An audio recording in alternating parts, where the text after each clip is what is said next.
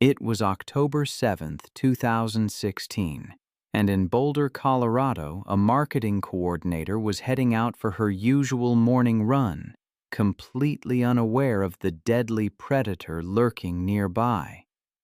As I pore over the old case files, I'm always struck by how quickly a seemingly ordinary day can turn into a nightmare. I've spent countless hours reviewing the details of that particular incident, which occurred in the affluent Wildwood Heights neighborhood. This upscale residential area, built just 5 years earlier on the edge of the Rocky Mountain foothills, was still wrapped in the quiet darkness of early morning. The winding streets were lined with modern homes that backed up against natural open space, creating wildlife corridors. Lisa Hartwell, a 33-year-old marketing coordinator for a local tech company, was beginning her daily 5 a.m. jogging routine through the carefully planned streets and cul-de-sacs. Lisa had moved to Wildwood Heights 2 years earlier, drawn by the community's promise of mountain living with urban conveniences. She was a dedicated fitness enthusiast who maintained a strict exercise schedule, often rising before dawn to complete her 5-mile run before heading to the office. Lisa's morning routine had become sacred to her, a peaceful time when she could clear her mind while enjoying the crisp mountain air and stunning views.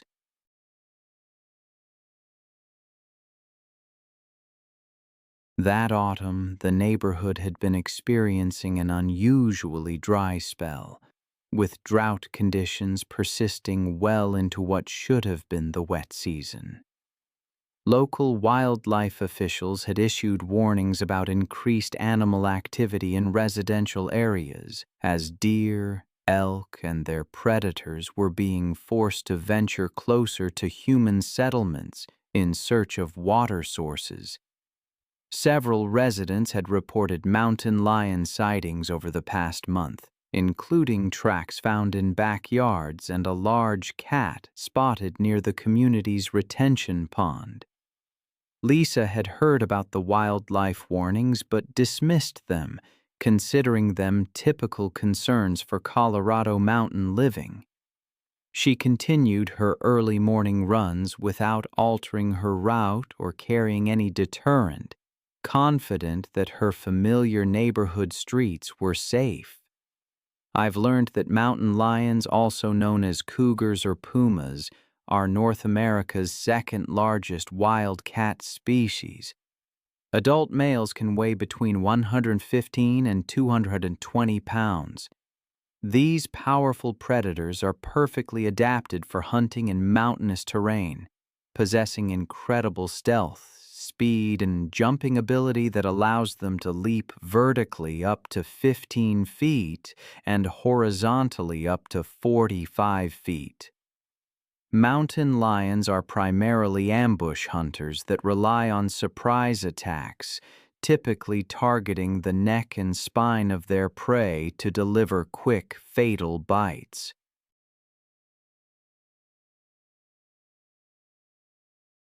As Lisa jogged through the pre-dawn darkness, she was completely unaware that a 140-pound male mountain lion had been stalking a mule deer through the drainage culvert that ran beneath the street she was approaching.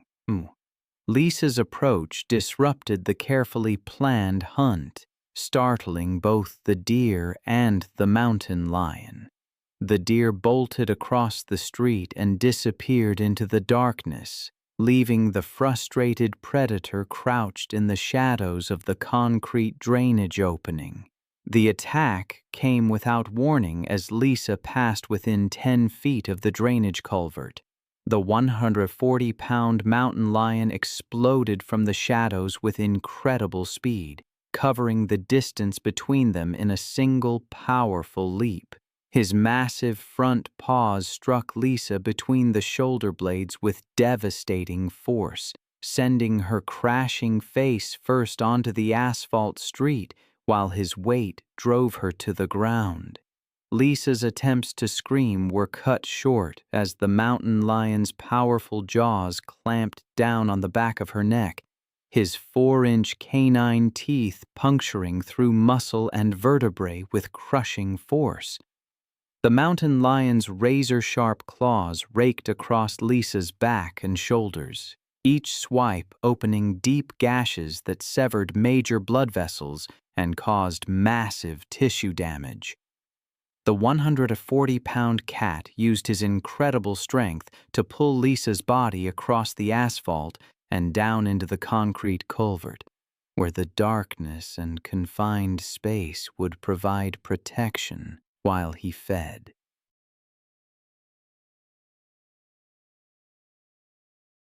Lisa's body was recovered 3 hours later by a joint team of police officers and Colorado Parks and Wildlife personnel.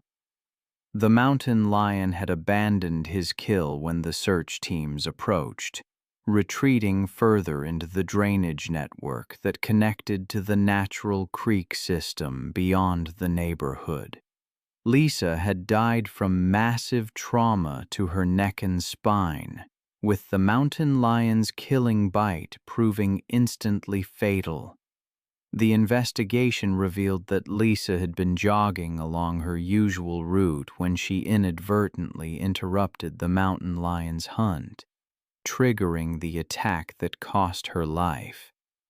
The mountain lion was tracked and euthanized the following day after being located in the foothills above the neighborhood. The files then jump to another incident, August 19, 2017. Felicity Grant arrived at Boulder County Open Space in Colorado, a vast wilderness area known for its rugged terrain and diverse wildlife population. The mountainous region stretched across thousands of acres of dense forest and winding trails that attracted outdoor enthusiasts. However, these same wilderness areas also served as prime habitat for mountain lions and other dangerous predators. Felicity Grant, a 39-year-old fitness influencer from Denver with over 5,000 social media followers, had planned what she called her ultimate wilderness transformation experience.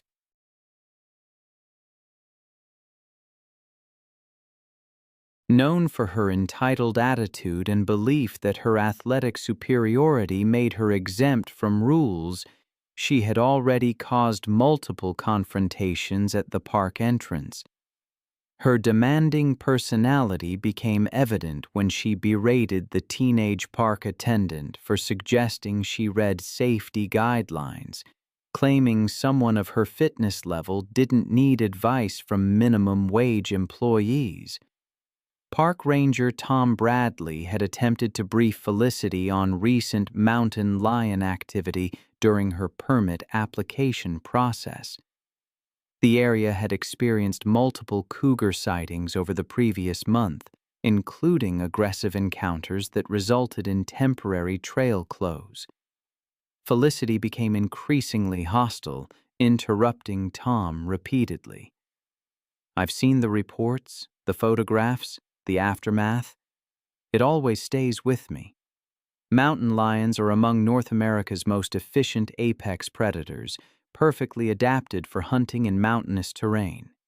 Adult males can weigh up to 180 doubles and mio over 8 ft in length, with powerful hind legs capable of propelling them up to 40 feet in a single leap."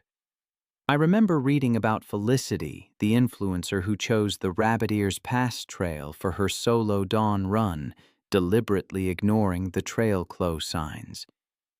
She claimed they didn't apply to elite athletes like herself. There were warnings.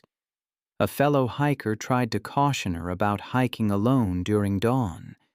Felicity dismissed her cruelly, implying jealousy.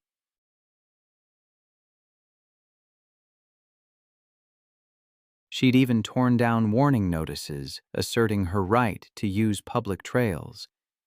She began her run at 5:30 a.m., wanting to avoid other hikers.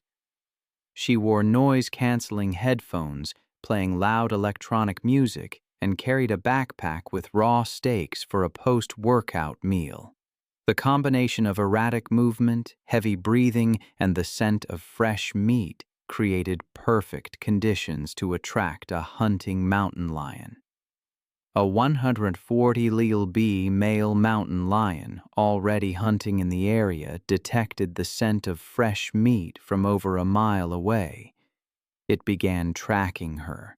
The cougar stalked Felicity along the ridge, using rocks and trees for cover. As Felicity rounded a bend, the mountain lion positioned itself on a large boulder about 15 ft above the path. When Felicity passed below, completely unaware, the mountain lion launched its attack. The predator struck from behind with tremendous force. Its hind claws raked down her back, while its front paws wrapped around her shoulders and neck. The mountain lion's canine teeth clamped down on the back of Felicity's neck. The attack was executed with deadly efficiency. The cougar's jaws applied crushing press, severing the connection between her brain and body instantly. The bite fractured the vertebrae, causing immediate paralysis. The cougar maintained its grip, claws digging in. Within minutes, Felicity died from a combination of spinal cord, severance, blood loss, and suffocation. The mountain lion dragged her body off the trail to feed.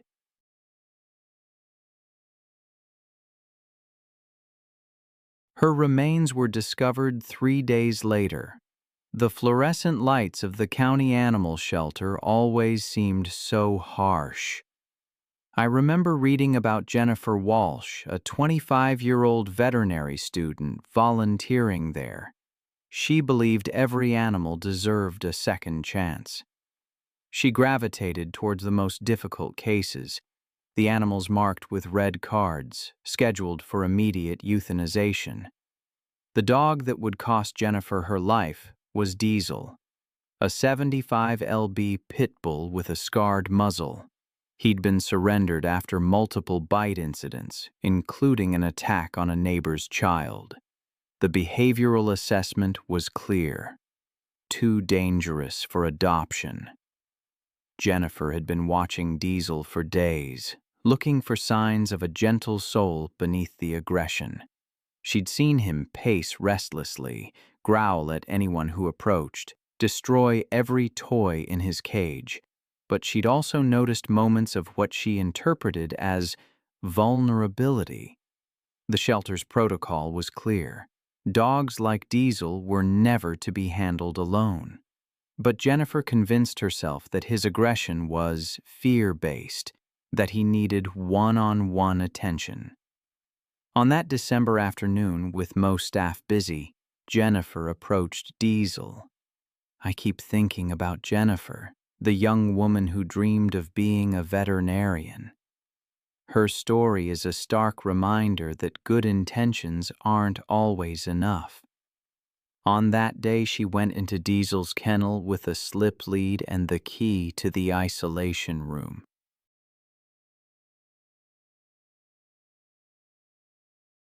It was a small, windowless space meant for behavioral evaluations. Diesel's reaction was immediate.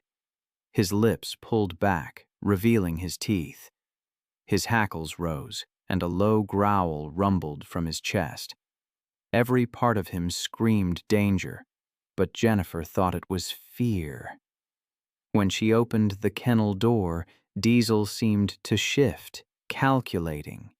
He seemed to be assessing her position, and this gave Jennifer the confidence to slip the lead around his neck and guide him to the isolation room. Once inside, she closed the door and removed the lead, thinking it would help him relax. The room was small, just 8 by 10 feet, with concrete walls and nothing but a metal folding chair. It was designed for safety, but there was nowhere to run. For minutes, Diesel stood rigid, his eyes fixed on Jennifer. She sat in the chair and began talking to him, her voice gentle, unaware that she was being evaluated by a predator. The attack came when Jennifer stood and stepped toward him, her hand extended in what she thought was a peaceful gesture. But to Diesel, it was a threat. His 75 pounds launched across the room, his jaws targeting Jennifer's throat with terrible precision. Her scream was cut short as Diesel's teeth sank into her neck, crushing her windpipe and severing major blood vessels. His jaws locked and he shook violently, tearing through tissue and bone. Blood sprayed across the concrete walls as Jennifer struggled, her body going into shock. The attack was swift and brutal.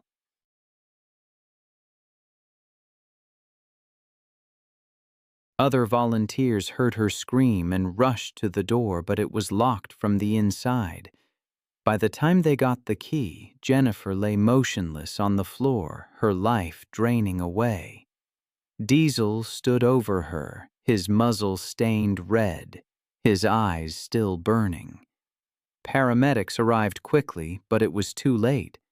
Jennifer was pronounced dead at the scene. Diesel was immediately sedated and euthanized. The investigation that followed was thorough. Jennifer had violated safety protocols, ignored warning signs, and put herself in a situation that professionals would have avoided. The shelter implemented new security measures. Jennifer's death became a cautionary tale in veterinary schools. Her family established a scholarship in her name, but they requested it go to students studying wildlife conservation rather than domestic animal care. It was a final acknowledgement that some animals, no matter how much love they're shown, remain fundamentally dangerous. It was April 17, 2018, and the humid Florida air hung heavy over the Sunshine Primate Sanctuary. It was a controversial place, one that claimed to rescue primates but seemed to exploit them for tourist photographs. The 20-acre property housed over 30 primates in substandard conditions, generating revenue through those photo sessions. The afternoon sun beat down on concrete enclosures where gorillas, chimpanzees, and other primates paced restlessly behind inadequate barriers.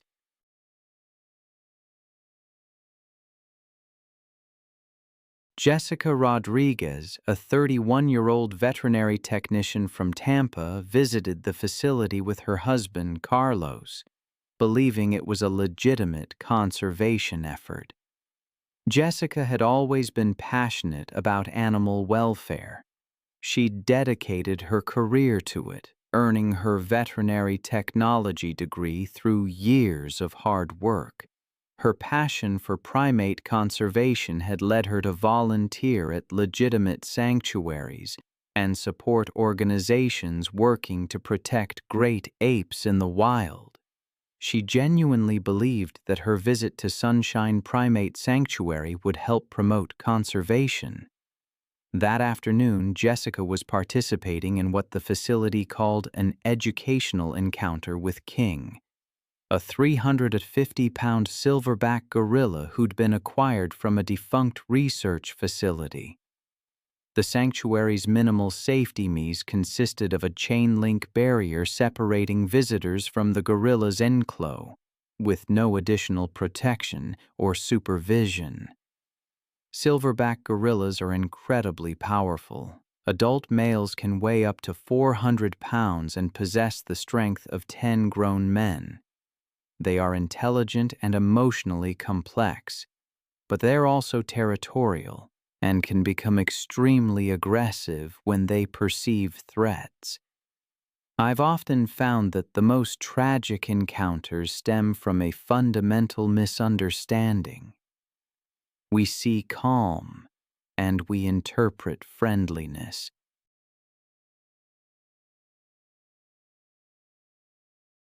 But sometimes that stillness is merely the calculated patience of a territorial animal assessing potential threats. I remember reading the story of Jessica, who approached a gorilla enclosure with a camera. She hoped to capture images that would convey the animal's intelligence and emotional depth. The gorilla, named King, appeared calm, sitting near the fence, seemingly relaxed as he observed the human visitors with curiosity. Jessica began photographing him, excited about the conservation message she could share through these portraits. The fatal moment came when Jessica decided to reach through the fence to touch King. She believed physical contact would create a more powerful image for her conservation advocacy. King's reaction was instantaneous and devastating. The moment Jessica's hand passed through the barrier, the 350-pound silverback grabbed her arm with crushing strength and pulled her against the chain-link fencing. Jessica's scream filled the facility as King's grip tightened. Other visitors tried desperately to free her, but the gorilla's strength was far beyond human capability. He grabbed her head and shoulders, pulling her harder against the inadequate fencing. His territorial instincts drove him to continue the assault, his powerful hands inflicting devastating trauma to Jessica's head, neck, and arms. Jessica's attempts to break free only seemed to increase King's aggressive behavior as he interpreted her struggles as continued threats.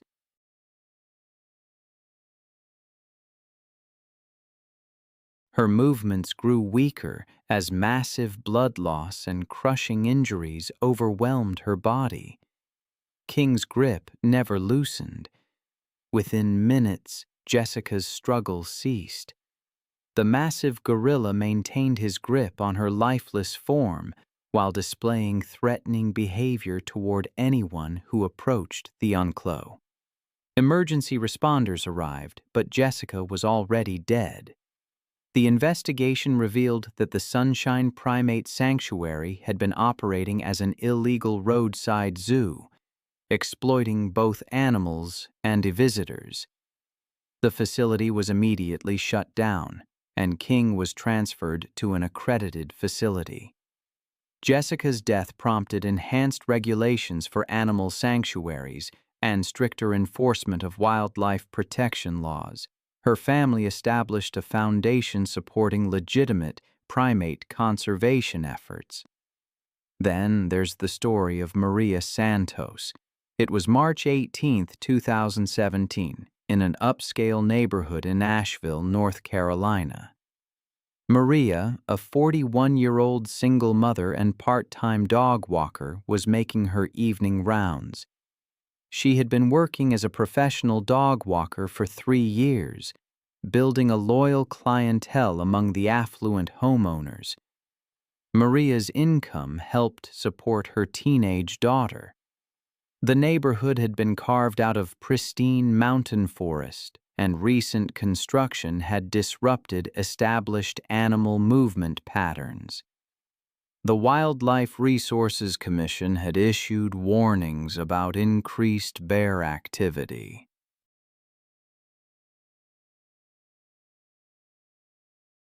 On this particular evening, she was walking 3 large dogs when she noticed unusual activity near a row of garbage cans. Black bears are North America's most common bear species, with adult females typically weighing between 200 and 400 pounds. And mother bears with cubs are extremely protective. I've seen the aftermath of bear attacks, and what haunts me is how quickly they happen. Bears have an excellent sense of smell, and they're drawn to where people live by garbage, pet food, anything that smells like an easy meal. When surprised, they can run up to 35 miles per hour. They are strong enough to break down doors, overturn cars, and their claws and teeth, well, they can cause devastating injuries, especially if you threaten their cubs or territory. I remember reading about Maria, who approached an intersection one morning where garbage cans had been placed for pickup. She found a 300-pound female black bear with two small cubs rummaging through the containers. The mother bear had torn open several bags and was feeding, while her cubs played nearby. Maria knew the danger immediately and began backing away slowly. But the three dogs she was walking became agitated and started barking aggressively at the bears. That triggered the mother bear's protective instincts. She saw the barking dogs as a direct threat to her cubs. She rose to her full height, began making aggressive noises, and positioned herself between the dogs and her offspring.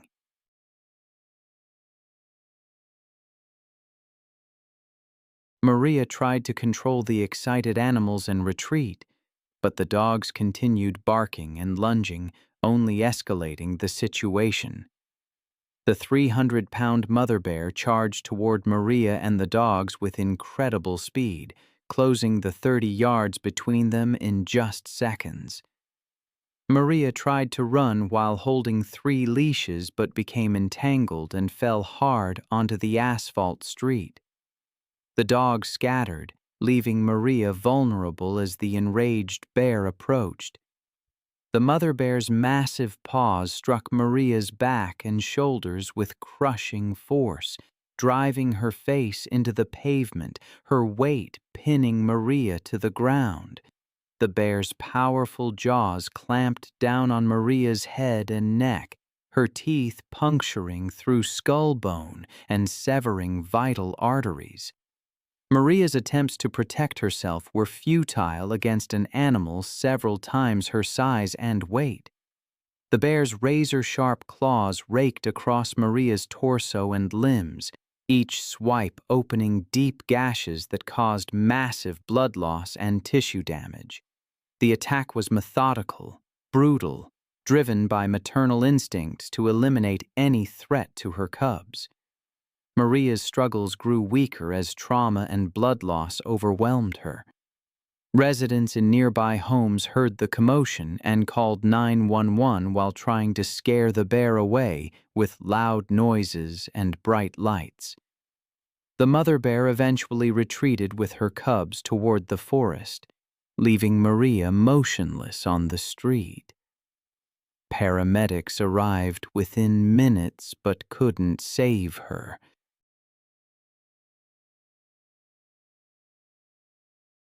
She had died from massive head and neck trauma.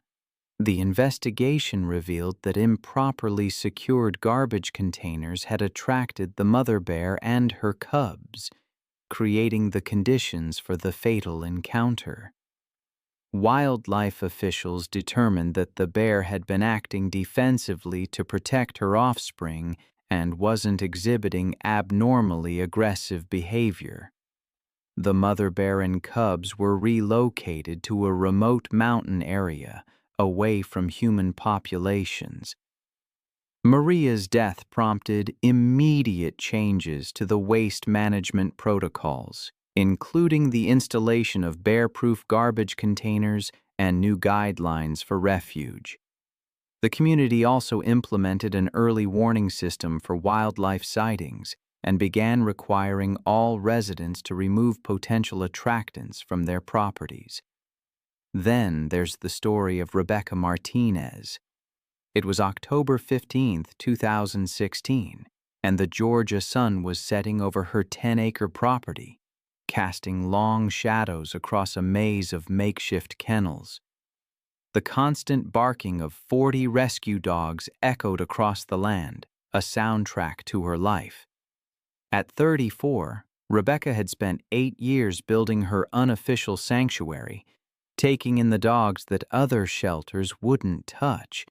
The aggressive ones, the biters, the animals marked for immediate euthanasia.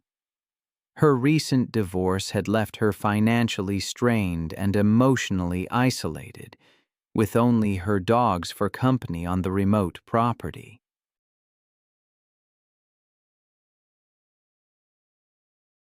Her neighbors had grown used to the noise, though some whispered concerns about the woman who seemed to care more about dangerous animals than her own safety. She rarely left the property anymore, moving between enclos with hands scarred from countless bites. Friends who still visited noticed the changes in Rebecca. She'd grown thinner, more withdrawn, speaking more about her dogs than anything else. Her ex-husband had tried to warn her about the dangers, but she dismissed his concerns. The local veterinarian had stopped making house calls after one of the dogs lunged at him through a fence gap, requiring stitches. Even the feed delivery drivers had begun leaving supplies at the gate rather than approaching the main compound. The main enclosure housed her three largest rescues: Rex, a 90-pound pit bull mix with a history of severe abuse; Titan, an 85-pound Rottweiler cross; and Scar, a 75-pound mixed breed whose face told the story of his fighting past. What Rebecca didn't realize was that these three had been forming an alliance over the past few weeks, establishing a hierarchy that put them at odds with anyone who came between them and food. The warning signs had been there for anyone trained to recognize them. The three dogs had begun sleeping closer together, sharing food bowls and displaying coordinated territorial behavior when other dogs approached.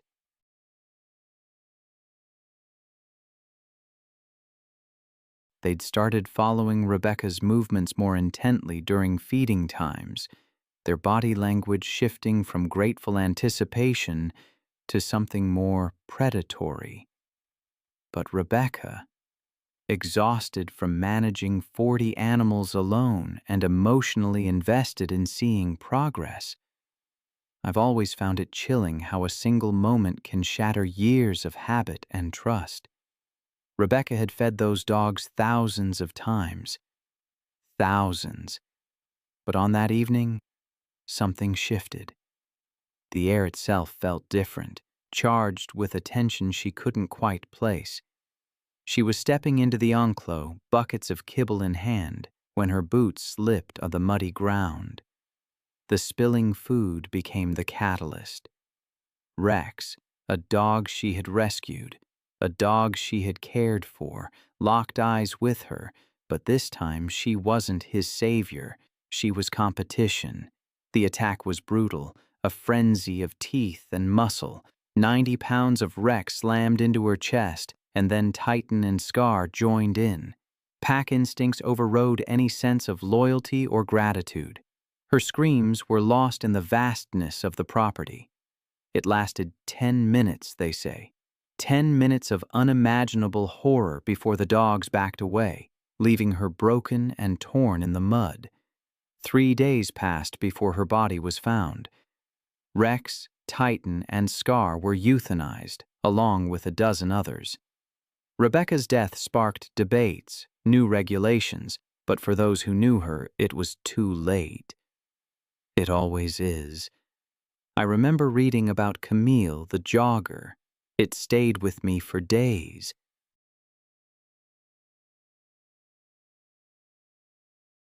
She unknowingly crossed into a wolf enclosure. The wolves had been fed the previous evening, but they were still alert after a cold night. From the observation tower, a zookeeper saw her and radioed for confirmation that the route was clear. Seconds later, he realized his mistake. She was inside the enclosure. He shouted into the radio, but before anyone could answer, the wolves moved. At first, they didn't charge. They emerged from the trees, low to the ground, tails stiff, heads aligned. Camille slowed, confused, thinking the barrier must be nearby, but then they began advancing in a slow arc, and she froze. She turned, saw the empty gravel behind her, and started jogging back. The wolves matched her pace, then accelerated. She broke into a sprint. The zookeeper watched as Camille glanced back once. Near a drainage trench, her foot caught on the uneven gravel and she fell.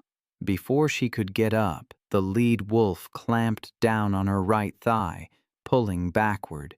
She twisted, trying to kick free, but another wolf lunged at her shoulder. Her scream carried across the enclosure. The zookeeper sounded the alarm. The response vehicle was rerouted, delaying arrival to just under 10 minutes. 2 more wolves joined, surrounding her as she tried to crawl toward the ditch.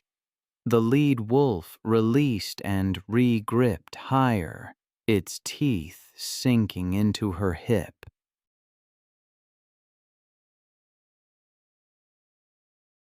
She struck out with her hands, scraping the gravel, trying to push herself forward, but one of the animals bit into her arm, shaking until it tore free. Within moments, she was on her back, thrashing as the pack pulled from opposite sides. She kicked weakly once more, then went still. Rangers arrived within 10 minutes in a vehicle. They found the wolves clustered over Camille's body, heads low and jaws working. Warning shots sent the pack scattering into the trees. 2 rangers approached as another called for a tranquilizer team. Camille lay on her side, clothing torn, deep bites from shoulder to thigh. One ranger checked for a pulse and found none. They covered her with a thermal blanket and secured the area until all 5 wolves were sedated. An autopsy confirmed death by exsanguination, massive blood loss due to multiple deep lacerations and crushing trauma to the limbs. The body was transported under escort. That afternoon, Camille's family filed a civil lawsuit against the Thori Zoo Safari and its parent company, alleging gross negligence and breach of safety protocol. After a year of investigation and hearings, the court ruled in favor of the family. The park quietly settled without appeal.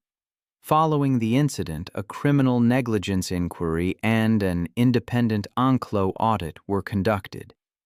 Thori Zoo Safari implemented procedural retrofits, installing interlocks and alarms that trigger if any gate remains unlatched for more than 15 seconds. It was July 22, 2016.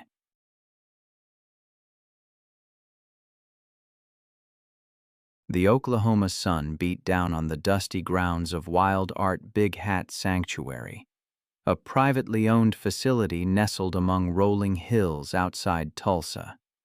The 50-acre property housed over 20 rescued lions, tigers, and other exotic cats in chain-link enclosures.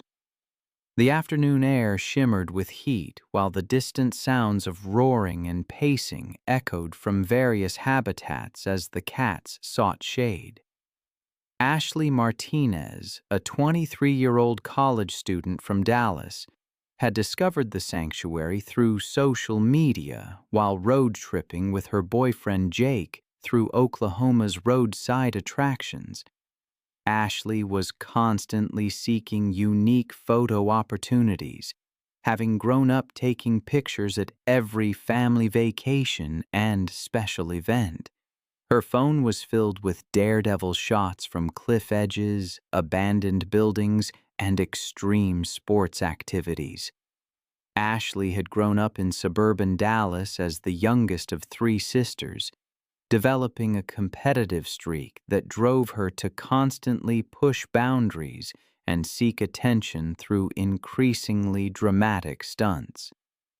Her psychology major at Texas Tech University had given her confidence in reading people and situations, but her academic knowledge didn't extend to understanding animal behavior.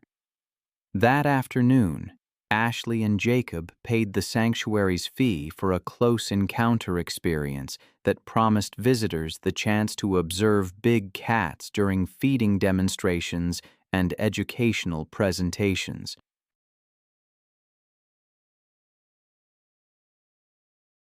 The facility operated in a legal gray area, offering interactions that legitimate zoos and accredited sanctuaries would never permit. African lions are apex predators that retain all their wild instincts regardless of human contact or hand-rearing.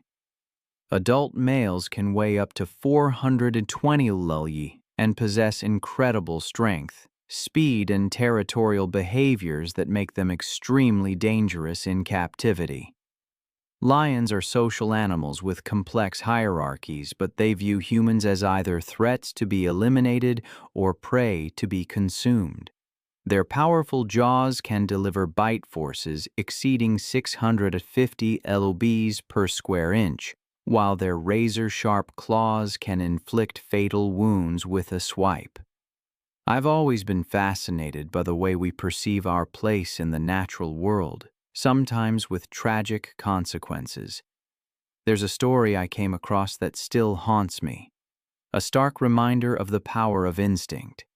It involves a woman named Ashley, a lion named Caesar, and a decision made in the pursuit of a photograph. Ashley, it seems, was visiting a sanctuary. The owner was leading a tour, sharing what might be called dubious stories of animal rescues. The star was Caesar, a 400-pound African lion, seemingly docile, having been hand-raised since he was a cub. As the tour ended, Ashley saw a chance for a photo, the ultimate selfie. She asked Jake to distract the owner while she went for a closer shot with Caesar.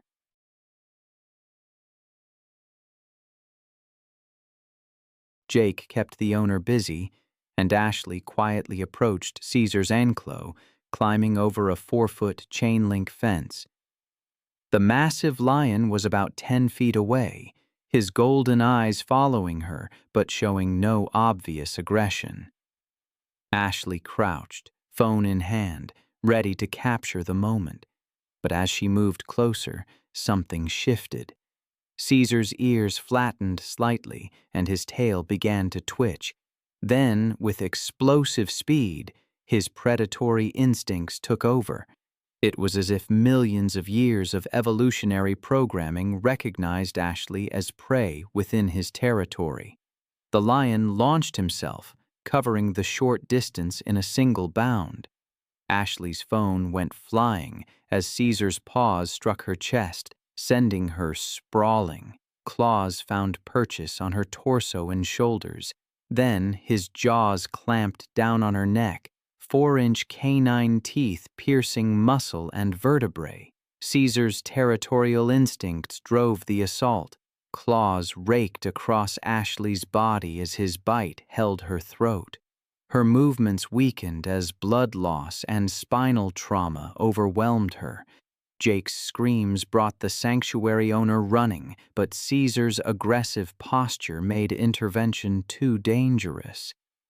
Within minutes, Ashley was gone. Emergency responders arrived within half an hour, but it was too late. The investigation revealed the facility lacked proper permits and insurance, violating safety regulations. Caesar was relocated to an accredited sanctuary.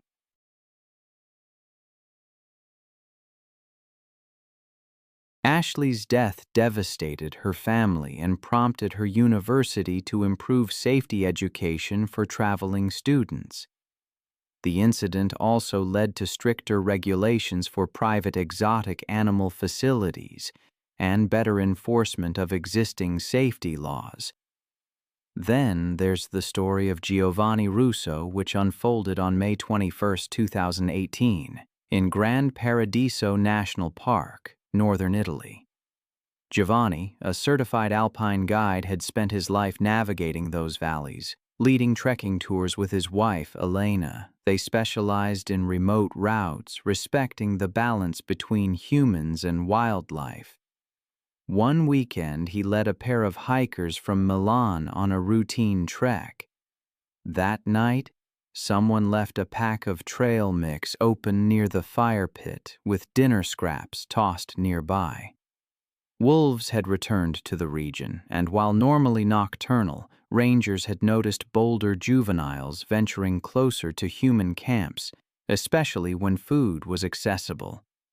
Just before dawn, around 4 a.m., Elena woke to soft rustling near the cooking area, then a faint growl. Thinking it was a fox, she looked over and saw silhouettes clustered around the fire pit where the unsealed food bag now lay torn open. She whispered for Giovanni, who grabbed his flashlight and stepped outside alone, walking towards the food zone. The beam caught 3 wolves standing over scattered wrappers. He shouted and waved his light, but they didn't scatter. One stepped forward, hackles raised.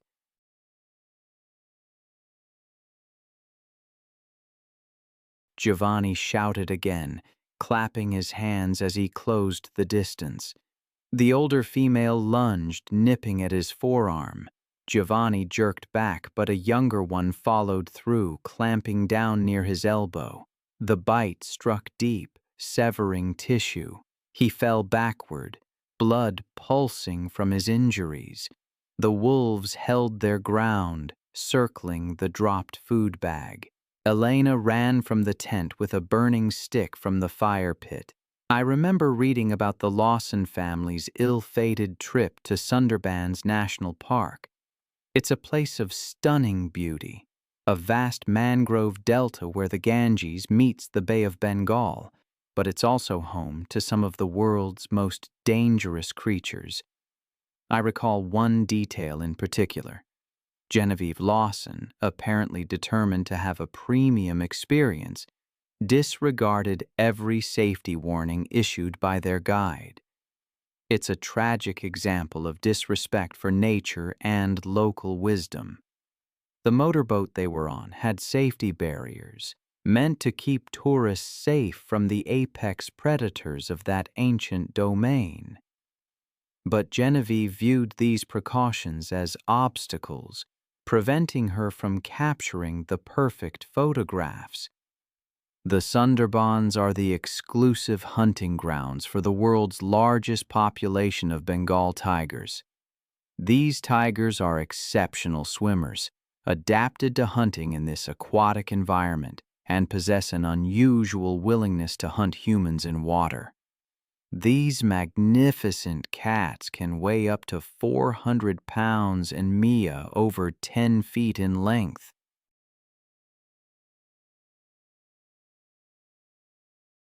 Their 4-inch canine teeth are capable of crushing windpipes and delivering fatal wounds within seconds.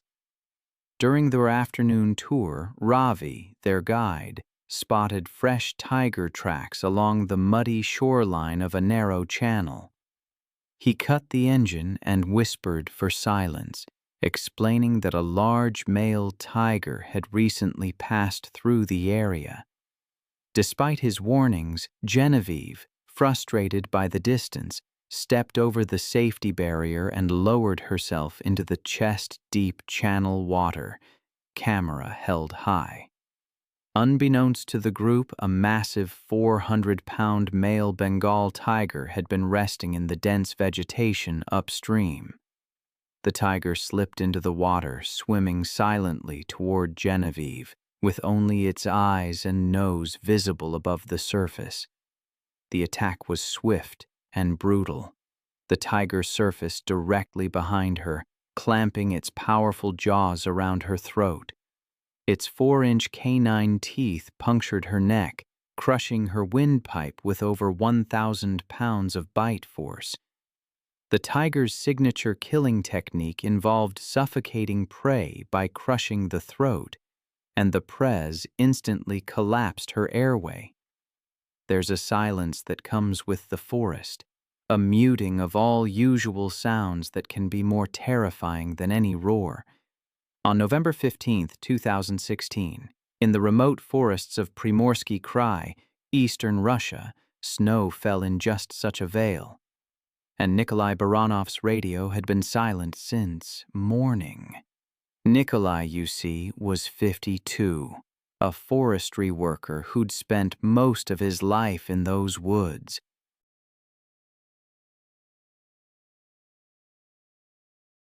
He managed patrols in the buffer zones near the Cody Allen Mountains, monitoring traps, logging boundaries, and poaching activity. He lived alone near Dahlner, his life attuned to the forest's rhythms. That week, he was surveying a hunting reserve after reports of wolves pushing closer to villages. He'd ridden out before dawn on his snowmobile, a canvas bag packed with bread, tea, a hand axe, and flares. His colleagues said he preferred working alone, claiming a second engine just scared off wildlife. That day's assignment was simple: document animal tracks after the first full snow. Wolves had been increasingly active, driven from higher ground after a collapse in wild boar numbers. These wolves could travel up to 20 miles in a single night, driven by hunger across the frozen ground. Their diets shifted with the seasons: deer in autumn, carrion, or smaller mammals. But in the hard months of winter, when deep cold set in and prey vanished beneath ice or snow, instinct sometimes blurred into desperation. Locals warned of animals following sled trails at dusk. Nikolai heard the same warnings that morning, but didn't take them seriously. He'd checked his flare gun but left his rifle behind, citing its weight. By noon, the weather had shifted fast, gusting snow and dropping visibility. His supervisor made several radio attempts that went unanswered, assuming battery failure from the cold.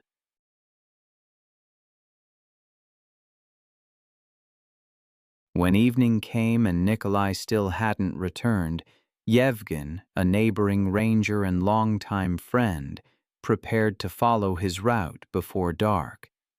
Yevgen rode out around 5 p.m. with a flashlight mounted on his snowmobile and a sidearm holstered under his coat. The tracks were faint but visible, a single snowmobile line winding north, then stopping abruptly about 800 meters from the ridge. There, the engine was half buried in snow, its headlight still faintly glowing. Prints showed that Nikolai had dismounted, perhaps to clear ice from the track. Around the site, another pattern emerged: paw marks, deep and overlapping, circling. The snow bore drag lines, evidence of pacing. Then the circle tightened. From that point, the scene unfolded through what Yevgen later described as a sequence of struggle. Human footprints turned erratic, moving backward. Closer inspection revealed a snapped branch at chest height and a torn glove 10 feet away. A smear of blood marked the snowmobile's side panel. 30 feet beyond, the snow showed clear impressions of multiple bodies pressing down. Wolves and man. The wolves had likely approached silently, using the cover of snowfall and wind. Initial bites were to the legs, pulling him down. Blood spray against nearby birch bark indicated arterial injury within seconds. As the attack progressed, the evidence suggested coordinated movement. Bite patterns indicated coordinated restraint from multiple angles.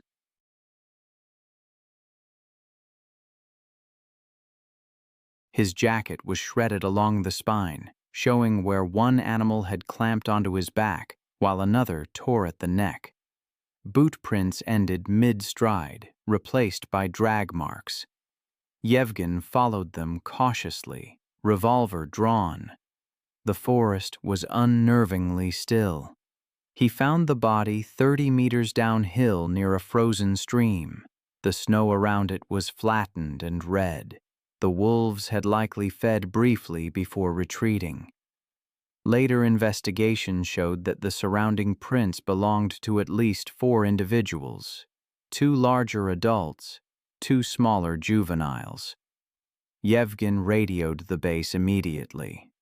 It took nearly an hour for a snow vehicle from the nearest post to arrive, by which time darkness had swallowed the clearing. The men lifted the body onto a tarp, careful not to disturb the bite patterns for analysis. The stench of blood lingered even in the cold. The pack didn't return, but distant howls echoed as the rescuers secured the area. Nikolai's remains were taken to Dahlner for examination. The autopsy confirmed catastrophic blood loss with multiple punctures to major vessels and crushing trauma to the neck vertebrae, consistent with a fatal bite. Time of death was estimated shortly after the onset of the attack.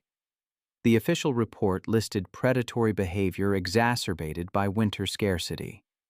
Specialists noted that 2016 saw an unusual decline in prey density across the region. The incident received a single mention on regional news, framed as a tragic encounter during severe weather.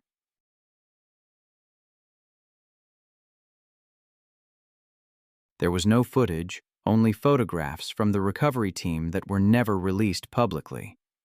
Now, let's turn to a completely different scene, a world away. It was June 14, 2015, and the Sunset Lake subdivision in suburban Tampa, Florida, was settling into another warm summer evening. The gated community, built around a series of interconnected retention ponds and decorative canals, had been marketed as a tropical paradise for retirees seeking the Florida lifestyle. Walter Walt Kowalski, a 67-year-old retired plumber from Ohio, was enjoying his 5th year in the Sunshine State from the comfort of his backyard patio, which overlooked one of the community's scenic waterways.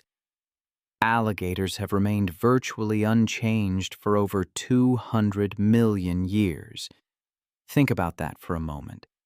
Perfectly adapted as ambush hunters, they're patient, powerful, and utterly at home in their aquatic world. And sometimes that world intersects with ours in the most tragic ways. I remember reading a story once, a local news item that stuck with me for days. It was about a man named Walt who moved to Florida after selling his plumbing business. He was drawn there, like so many are, by the promise of year-round golf, fishing, and the outdoor life he couldn't have in Ohio's harsh winters. He bought a modest ranch home with direct water access, complete with a private dock. He loved to fish and feed the ducks that became regular visitors to his backyard.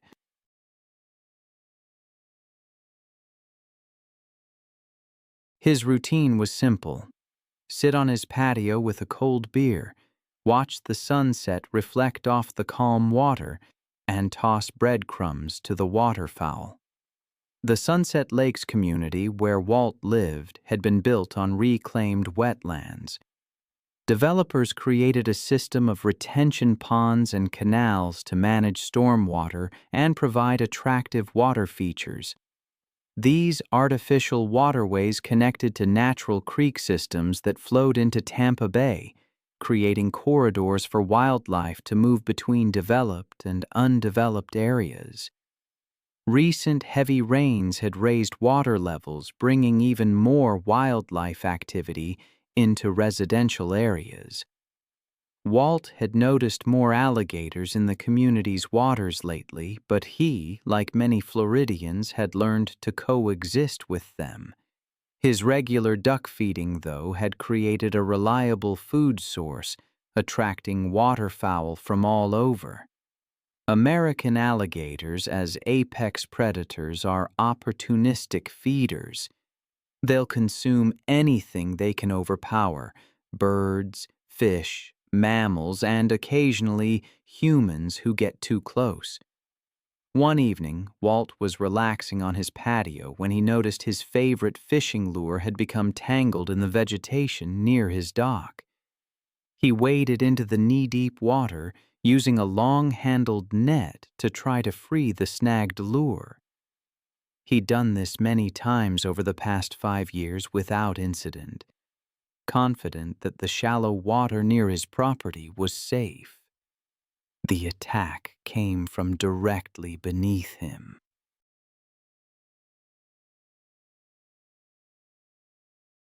A 12-foot male alligator submerged motionless near the dock for over an hour, waiting for ducks, exploded upward, its jaws clamped down on Walt's right leg with bone-crushing power.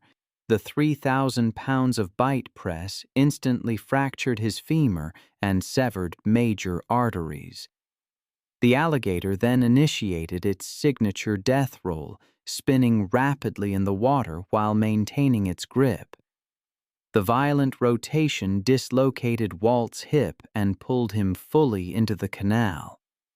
The alligator dragged Walt toward the deeper center of the canal. Within minutes, Walt's movements ceased as drowning and massive blood loss overwhelmed him. Emergency responders arrived within 10 minutes of the call, but the alligator had already retreated to the deeper water with Walt's body. Police and wildlife officers worked through the night to locate and capture the reptile. The investigation revealed that Walt's regular duck feeding had inadvertently attracted the large alligator to his property, creating a dangerous situation that culminated in the fatal attack. Walt's death prompted immediate changes to the Sunset Lakes community's water safety protocols, including the installation of warning signs around all retention ponds and canals. It was September 8, 2014. The vast wetlands of the Florida Everglades stretched endlessly under the blazing afternoon sun. Sawgrass prairies and cypress swamps teeming with wildlife.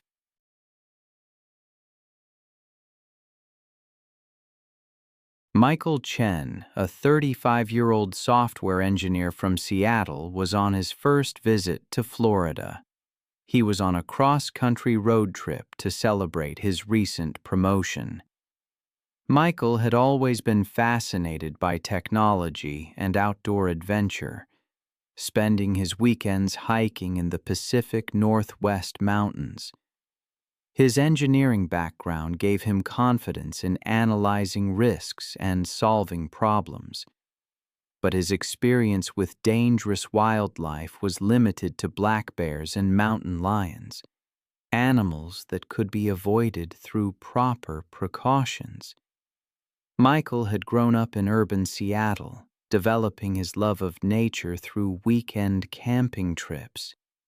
His methodical approach to problem-solving had made him successful in his career, but it had also given him perhaps too much confidence in his ability to assess and manage dangerous situations. Michael enjoyed taking photos of his travels to share with his family and friends back home. That afternoon, he joined a small group airboat tour that promised close encounters with alligators and other Everglades wildlife. The tour guide, a weathered Floridian with decades of swamp experience, had repeatedly warned passengers to remain seated and keep their hands inside the boat at all times. I've always been struck by the power of apex predators, how perfectly adapted they are to their environments. Take alligators, for example. Adult males can reach lengths of 14 feet and weigh over 1,000 pounds.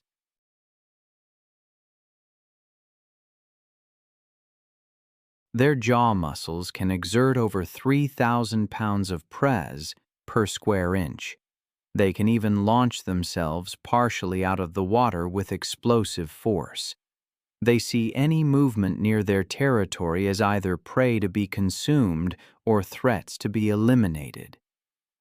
An airboat tour had been progressing smoothly for nearly an hour when the guide spotted a massive alligator sunning itself on a mudbank, only about 20 feet away.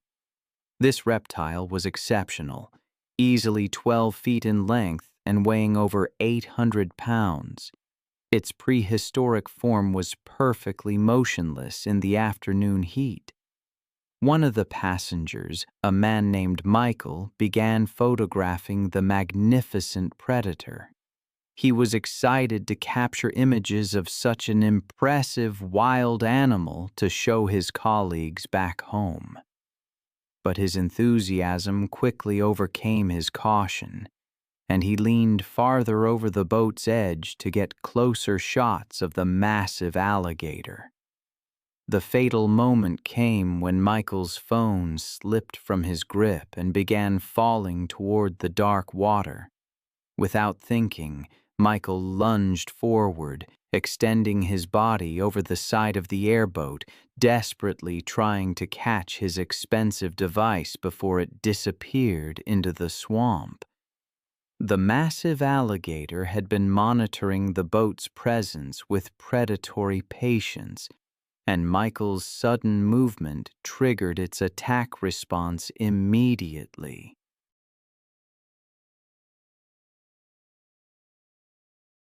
The 800-pound reptile exploded from the mudbank with terrifying speed, its powerful tail propelling it through the water like a missile aimed directly at Michael's exposed position.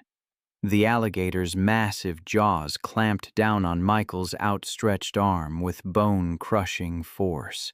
Its 3,000 pounds of bite press instantly shattered bones and severed major arteries.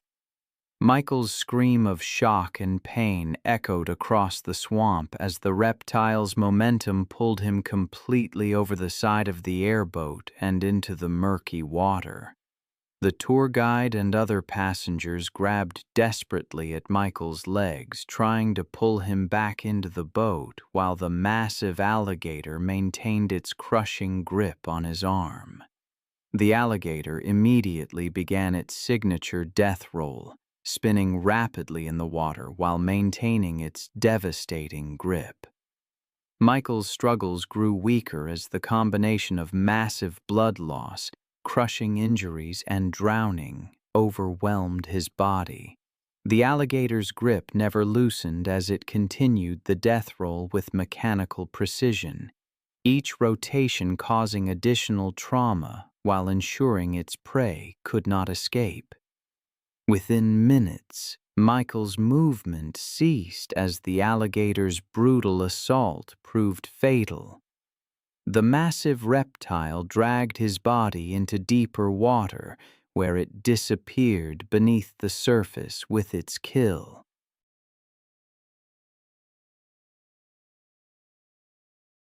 Emergency responders arrived within the hour, but Michael's body was not recovered until the following day when wildlife officials located the massive alligator and retrieved the remains. The tour company immediately implemented physical barriers around all passenger seating areas and enhanced safety briefings for future tours. Michael's death prompted his family to advocate for stricter safety regulations in the wildlife tourism industry. The incident highlighted the deadly consequences of ignoring safety warnings around apex predators, and became a cautionary tale about the dangers of prioritizing photography over personal safety. It was July 8, 2017, and the Detroit summer heat shimmered off abandoned lots as Maria Santos loaded her car with dog food and water. At 28, she'd spent 5 years walking dogs by day and feeding Detroit's feral population by night. Recently laid off, she'd been spending more time in dangerous neighborhoods, trying to help animals most people considered beyond saving. The economic collapse had hit Detroit hard, leaving entire neighborhoods abandoned and creating perfect breeding grounds for packs of wild dogs. These weren't lost pets. They were second and third generation feral animals that had never known human kindness, surviving by scavenging and defending territory with savage efficiency. Maria's regular route took her through 6 abandoned lots, each home to a different pack.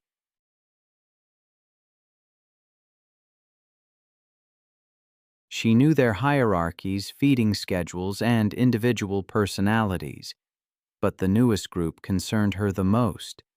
6 dogs led by a large German Shepherd mix she'd nicknamed Alpha, including several animals she didn't recognize. This pack was hungrier, more aggressive, and less predictable than the others, but Maria's compassion overruled her caution. These animals needed help, and she was the only one willing to provide it.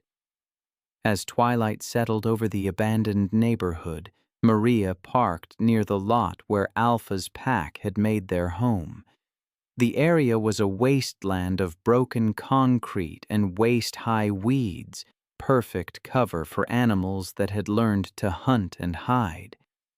Maria had been feeding this pack for 3 weeks, always maintaining a safe distance, but tonight felt different. The dogs seemed more agitated, their movements more coordinated, their attention more focused on her than the food. What she didn't realize was that pack dynamics had shifted with the addition of 3 new dogs, animals that saw humans not as providers, but as competitors. Alpha emerged from the shadows first, his 80-pound frame moving with predatory grace. Behind him came the others, a scarred pit bull mix, 2 smaller dogs, and 3 newcomers whose breeds were impossible to determine. Their eyes reflected the dim street light like mirrors. Maria began distributing food as always, tossing handfuls of kibble in different directions to prevent fighting. But tonight, the strategy backfired.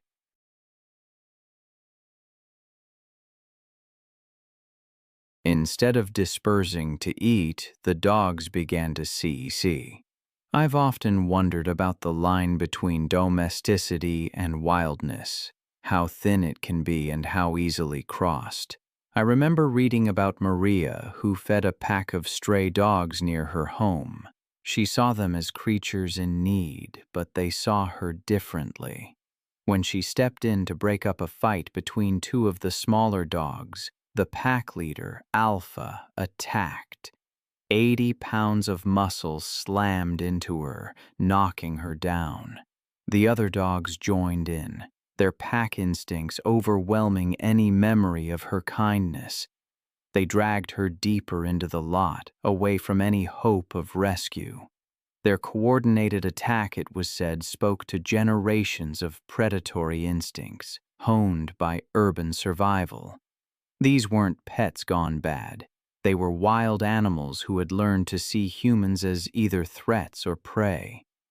It reminds me of another story, one that unfolded at the Namba Island Chimpanzee Sanctuary in Uganda. It was September 8, 2015.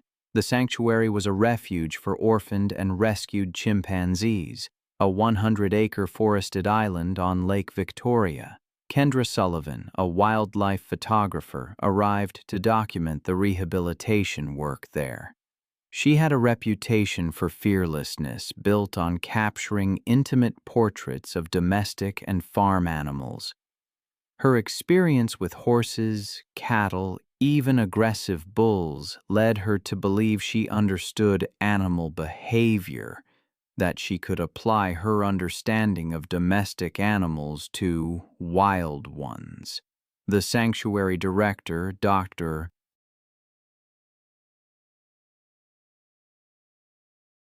James Mukasa, and a caretaker named Peter Sally tried to warn her.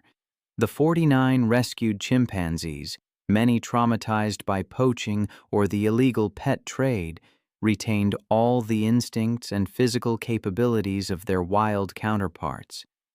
Chimpanzees are incredibly powerful, 5 times stronger than an adult human, with a grip strength that can crush bones. Kendra, frustrated with the viewing restrictions, slipped away from her group and entered a restricted maintenance area. It brought her within reach of Bozo, the sanctuary's dominant male. He was a 150-pound chimpanzee who'd been rescued as an infant. Bozo had shown aggressive tendencies and was considered one of the most dangerous animals in the facility. When Kendra raised her camera to photograph him, Bozo interpreted it as a challenge. His response was immediate. He lunged forward and grabbed her arm with crushing force. I've spent years tracking animal behavior, learning to move silently and reading patterns in the snow. But nothing could have prepared me for what happened that day near Wasku Lake. It was February 9th, 2014, a morning that began like any other routine trip into the woods but quickly turned into something unimaginable. My cousin Jeff and I had set out to retrieve SD cards from trail cams, something we'd done countless times before. We were deep in the northern boreal forest of Saskatchewan. David Lasky, that's me, part-time wildlife photographer. My cousin Jeff often joined me on winter runs.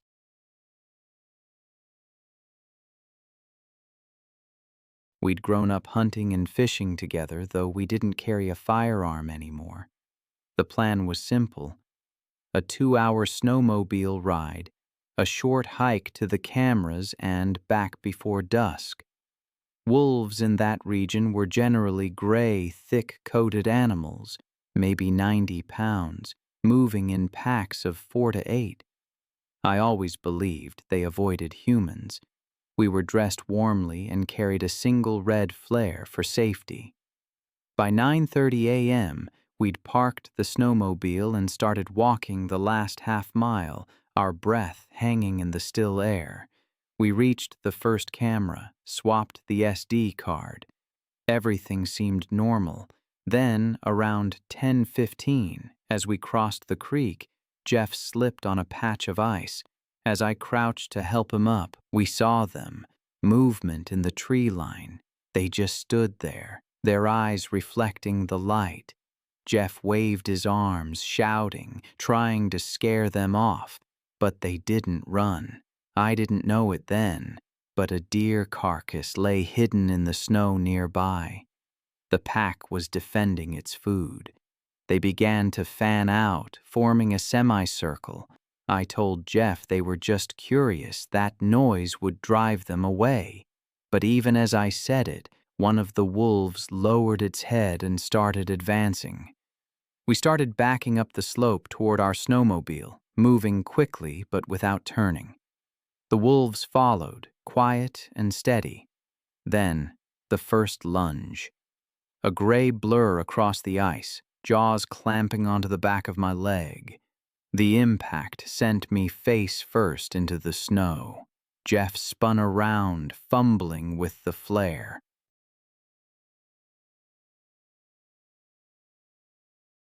Two more wolves broke from the trees. I tried to kick free, leaving streaks of blood in the snow. I rolled onto my back and swung my camera bag, hitting one wolf across the muzzle, but another struck from the side, teeth finding my shoulder. Jeff finally got the flare lit, the red flame hissing. He swung it toward the animals. One snarled and darted back, fur singed, but the others held their ground. I was on my knees, one hand pressed to my thigh, blood pumping dark and fast through my fingers. I tried to stand, but my leg gave out. Jeff charged forward with the flare, yelling, waving it more aggressively. The heat drove them back for a moment, circling just out of reach. I slumped sideways, the cold seeping into my bones. I sometimes find myself dwelling on the stories that end in tragedy, the ones that leave you with a hollow feeling. The report listed the cause of death as exsanguination. a terrible loss of blood stemming from trauma to the femoral artery. The wounds were consistent with bites from a large animal. The pack of wolves responsible was eventually trapped and relocated. But even with the official report, even with the relocation, I wonder if the distinction between defending a food cache and actively hunting really mattered to those who were left behind. Then, just a few years later, on December 9, 2018, a hillside community in suburban Los Angeles was enjoying an unusually warm winter evening.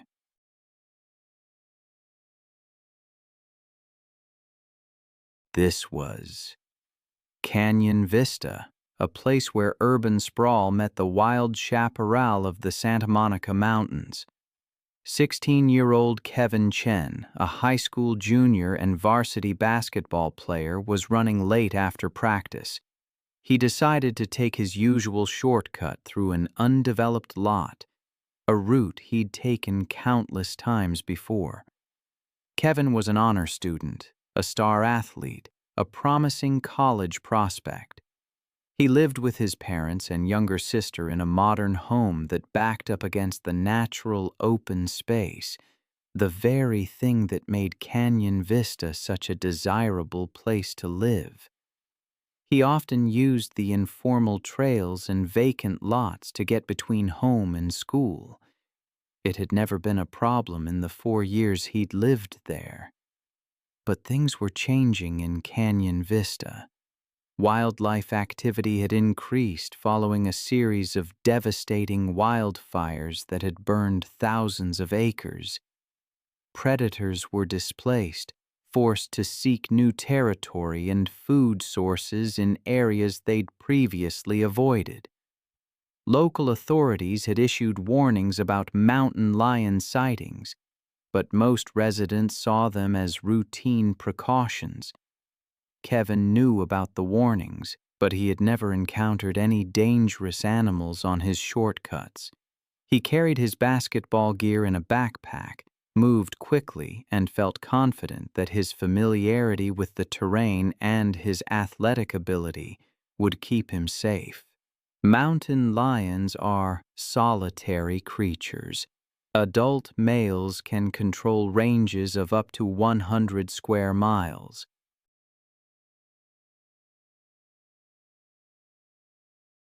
Juvenile males, like the one that was about to cross Kevin's path, are particularly dangerous. They're establishing new territories and often display more aggressive behavior than adults. They're less skilled at hunting natural prey and may target easier victims, domestic animals and occasionally humans. Mountain lions are capable of incredible stealth. They can stalk prey for extended periods before launching surprise attacks from close range. As Kevin jogged through the overgrown vacant lot, he was unaware that an 80-pound juvenile male mountain lion had been using the area as a hunting ground, preying on domestic cats and small dogs. This young cat had been displaced from his own territory and was desperately seeking new hunting grounds. He'd been stalking Kevin for several hundred yards, moving silently through the dense brush. Kevin's size, his movement, the fact that he was alone, all of it triggered the cat's hunting instincts. The attack came from behind as Kevin moved through a particularly dense section of chaparral. The mountain lion launched himself from the brush with explosive force, landing squarely on Kevin's back. The impact drove Kevin face first into the rocky ground, and the cat's claws dug into his shoulders and back. The mountain lion's jaws clamped down on the back of Kevin's neck, his teeth puncturing through muscle and vertebrae. Kevin tried to fight back, but his backpack was no match for the cat's strength.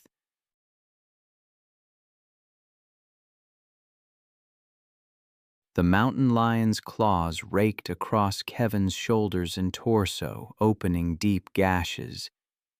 Kevin's screams echoed through the hillside community, alerting residents to the emergency. Several homeowners called 911 trying to locate the source of the screams, but the dense vegetation made it difficult to pinpoint Kevin's location. The mountain lion continued his attack, driven by predatory instincts and the stress of establishing new territory. Police and paramedics arrived within 10 minutes of the first 911 call, using Kevin's cries to locate him in the brush. I've always been drawn to the intersection of the human and the wild, the places where our constructed world brushes up against something ancient and untamed. Sometimes that edge can be beautiful, a place of unexpected grace, but sometimes it's a place of tragedy. I remember reading about a mountain lion that had been displaced by wildfires, forced into a residential area. The mountain lion fled when emergency responders arrived, disappearing into the chaparral. A man named Kevin was airlifted to a trauma center, but he died from massive blood loss and spinal injuries during emergency surgery. The investigation revealed the juvenile mountain lion had been displaced by recent wildfires and was attempting to establish new territory in the residential area. Wildlife officers tracked and euthanized the cat the following day, determining that his aggressive behavior toward humans made him unsuitable for relocation.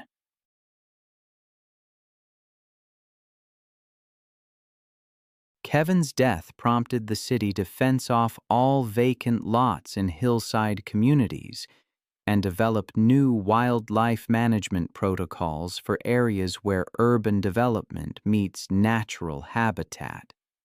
The Canyon Vista community implemented comprehensive safety measures, including motion sensor lighting along all informal trails, emergency communication systems, and mandatory wildlife awareness training for all residents. Kevin's family established a memorial foundation to support wildlife safety education and habitat preservation programs that reduce human-wildlife conflicts. Then there's the story of Brandon Walsh, a 27-year-old personal trainer from Houston. It was November 3, 2015, and the sprawling grounds of Loner Exotic Ranch stretched across 300 acres of East Texas countryside, where wealthy clients paid premium prices for once-in-a-lifetime photo sessions with dangerous predators. The private facility operated in the shadows of legitimate wildlife conservation, offering interactions that accredited zoos would never permit. The afternoon sun cast long shadows across custom-built encloses housing tigers, lions, and other big cats acquired through questionable channels. Brandon had discovered the ranch through word-of-mouth recommendations from clients who had visited similar facilities. He was passionate about fitness and adventure, always seeking new challenges that would test his physical and mental limits.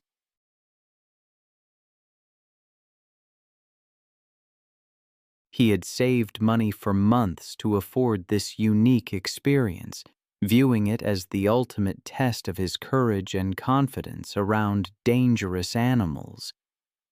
Brandon had built his personal training business through dedication and hard work, developing a reputation for helping clients overcome their fears and achieve seemingly impossible fitness goals. His confident personality and fearless approach to challenges had made him popular among Houston's fitness community, though his success had perhaps made him overconfident about his ability to handle any dangerous situation. That afternoon, Brandon had paid the ranch's exorbitant fee for a private photo session with Sasha, a 300 lb female Bengal tiger who had been hand-raised from a cub. The ranch owner, a former circus trainer with decades of experience handling big cats, had agreed to supervise the session while repeatedly emphasizing the extreme dangers involved. Bengal tigers are among the world's most powerful predators, with adult females weighing up to 350 lbs and possessing incredible strength, speed, and hunting instincts that remain sharp regardless of human contact. These magnificent cats are solitary, territorial animals that can become extremely aggressive when their personal space is violated. Their powerful jaws can deliver bite forces exceeding 1,000 lbs per square inch, while their razor-sharp claws can grow up to 4 inches long.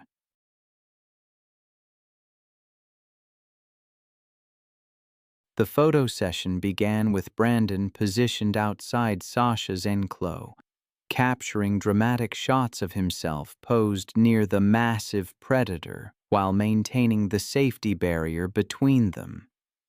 However, Brandon quickly became frustrated with the distance, believing he needed closer contact to create the dramatic photos he had envisioned. Brandon convinced the ranch owner to allow him closer access to Sasha, arguing that his physical conditioning and confident energy would keep the tiger calm during the shoot. Against his better judgment and all established safety protocols, the owner agreed to let Brandon enter a smaller holding area adjacent to Sasha's main enclosure. The holding area was separated from Sasha's territory by only a chain-link barrier, bringing Brandon within arm's reach of the massive predator. Brandon began posing for his camera, which was mounted on a tripod and set to take photos automatically. Brandon's fatal mistake was crouching down next to the barrier and extending his hand toward Sasha, believing that his confident demeanor would demonstrate his dominance over the apex predator. The tiger's ears flattened slightly against her massive head, and her tail began twitching with increasing frequency. Sasha's attack was swift and devastating. The moment Brandon moved suddenly to adjust his pose for another photo, the tiger's hunting instincts activated with explosive force.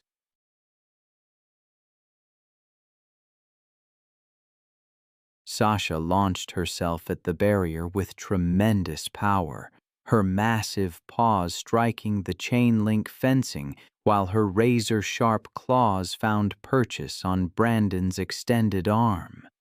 The tiger's incredible strength pulled Brandon against the barrier, while her powerful jaws snapped at his position through the fencing. The tiger's claws raked across Brandon's arm and shoulder, opening deep gashes that immediately began bleeding profusely, while her crushing grip prevented any possibility of retreat. The ranch owner rushed to intervene, using emergency protocols to distract Sasha and force her to release her grip on Brandon. However, the tiger's claws had already caused catastrophic damage to Brandon's arm and shoulder, severing major arteries and causing massive blood loss that quickly overwhelmed his system. Brandon collapsed from shock and blood loss within minutes of the attack, his physical conditioning proving useless against injuries that no human could withstand. I've seen the photos from these kinds of incidents. They haunt me. In 2013, a bodybuilder named Brandon succumbed to massive trauma and blood loss after being attacked by a captive tiger during a photo shoot. It's a stark reminder that wild animals are not props, no matter how alluring the image might be. Now, as I look over these notes, another story unfolds. A grim tale from August 19, 2013, in the Missouri heat. It involves a man named Tommy Rodriguez and his illegal breeding operation.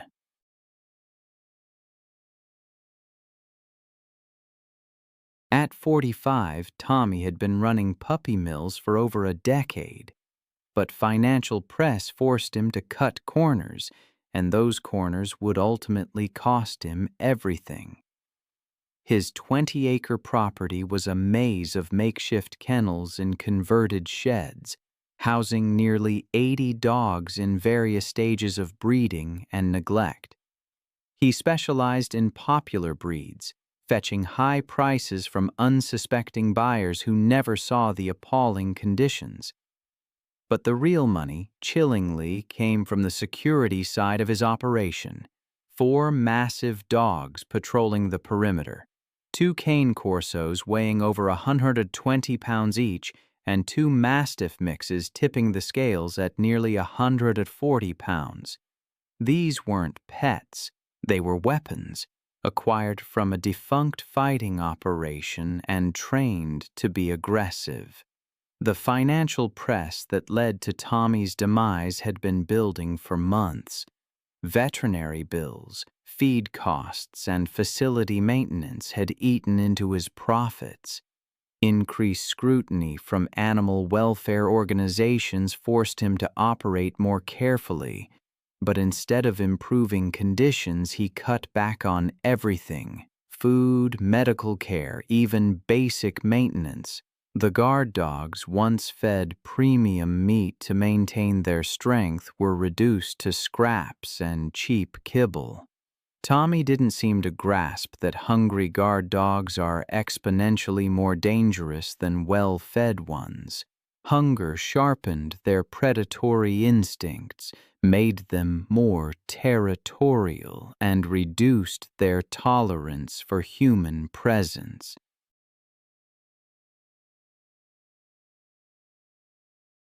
The 4 animals that had once been content to patrol were now viewing everything on the property, including Tommy himself, as potential competition for scarce resources. The dogs had been showing signs of increased aggression for weeks. They'd begun fighting among themselves over food, marking territory more aggressively and showing less deference to Tommy's commands. A smart operator would have recognized these warning signs, but Tommy was desperate, distracted, and dangerously overconfident. On that sweltering August night, Tommy made his final rounds of the property, checking on breeding females and security systems. It was past midnight, and the Missouri countryside was silent except for distant barking and the hum of inadequate ventilation fans. He carried a flashlight and a metal rod for moving aggressive animals, but his attention was focused on financial calculations rather than the danger lurking in the shadows. The guard dogs had been without food for 3 days, not by design, but because Tommy had been too busy dealing with a sick litter to maintain their feeding schedule. Their hunger had reached a critical point where survival instincts overrode years of conditioning. They were no longer guard dogs protecting property. They were predators looking for their next meal. Tommy's fatal mistake was approaching the area where he kept the guard dogs without proper precautions.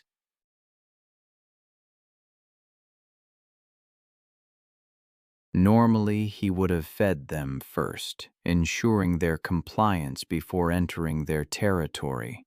But financial stress and exhaustion had made him careless, and he walked directly into their domain, carrying nothing but a flashlight and false confidence. The attack began when Brutus, the larger cane corso, emerged from the shadows near the feeding area. His 125-pound frame moved with surprising silence, his massive head lowered in a hunting posture that Tommy should have recognized as a threat. Behind him came the others: Titan, the second cane corso, Rex, a 140-pound Mastiff mix, and Scar, whose scarred muzzle told the story of his fighting background. Tommy realized the danger too late. As he turned to retreat, Brutus launched himself forward, his powerful jaws clamping down on Tommy's left eye with crushing force. The impact drove Tommy to the ground, his flashlight spinning away into the darkness as he screamed for help that would never come. The other 3 dogs joined the attack within seconds, their pack instincts fully engaged. Rex grabbed Tommy's right arm, his massive jaws crushing bone as he shook violently. Titan went for the torso, his teeth tearing through clothing and flesh with mechanical efficiency. Scar circled the attack, darting in to bite and retreat, his fighting experience evident in his tactical approach. Tommy's screams echoed across the empty countryside, but his nearest neighbor was over 2 miles away.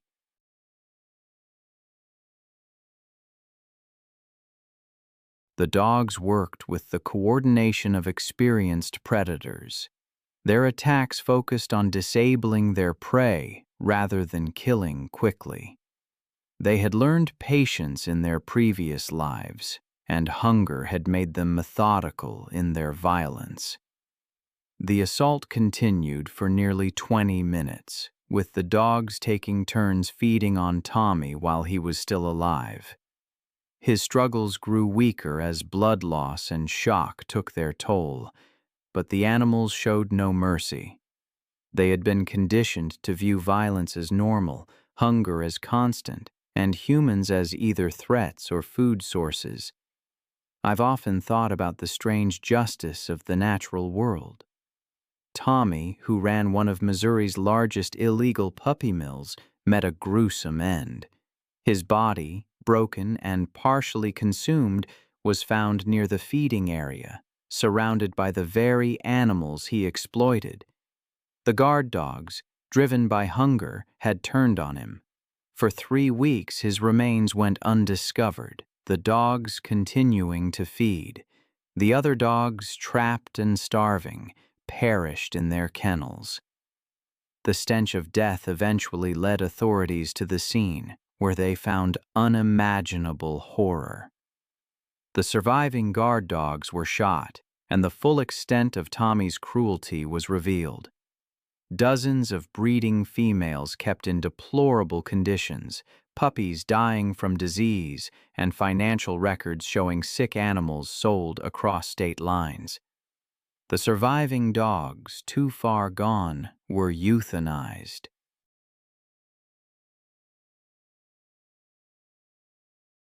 Tommy's death ended his puppy mill, but the cost was immense, the animals he'd exploited becoming his executioners, their desperation turning them into monsters. Then, on August 22, 2014, in the exclusive Cypress Point community on the edge of the Florida Everglades, Roberto Mendez, a 35-year-old landscaper, was working alone. The gated development, built on reclaimed wetlands with artificial lakes, represented luxury living in South Florida. Roberto had built his landscaping company from nothing, serving some of the area's wealthiest communities. He took pride in his work, supporting his wife and 2 young children, often working long hours in the Florida heat. Cypress Point was constructed on former Everglades wetlands, developers creating decorative ponds connected to natural waterways. These artificial lakes were stocked with ornamental fish and surrounded by tropical landscaping. Recent heavy rains had raised water levels, allowing wildlife to move freely between natural and artificial water systems. Roberto was familiar with Florida's wildlife, respecting alligators, snakes, and other dangerous animals, checking water features carefully before working near them. On this particular afternoon, he was trimming bushes around a small ornamental pond when his hedge trimmer slipped into the shallow water. American alligators are perfectly camouflaged ambush predators, remaining motionless for hours.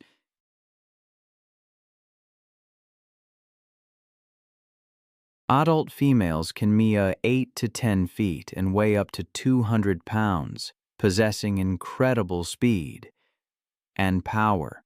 They are most dangerous when protecting nesting sites or when surprised. Their bite force exceeds 2,000 pounds per square inch, and their death roll technique is designed to disorient and drown prey.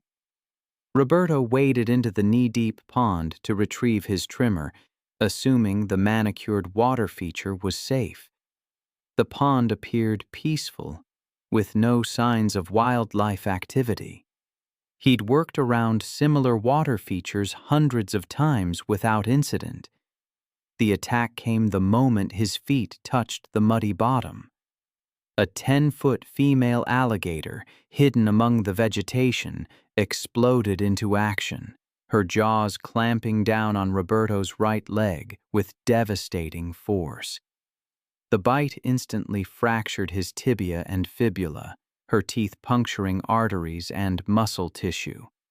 The alligator immediately initiated her signature death roll, spinning rapidly in the water, maintaining her crushing grip.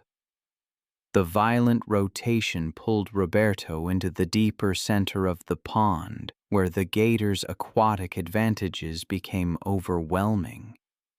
His desperate attempts to break free only triggered the alligator's instincts to bite harder and roll more aggressively. Roberto's screams for help echoed across the manicured grounds as the alligator continued her relentless death roll. The spinning motion dislocated his knee and hip, causing massive internal bleeding and tissue damage.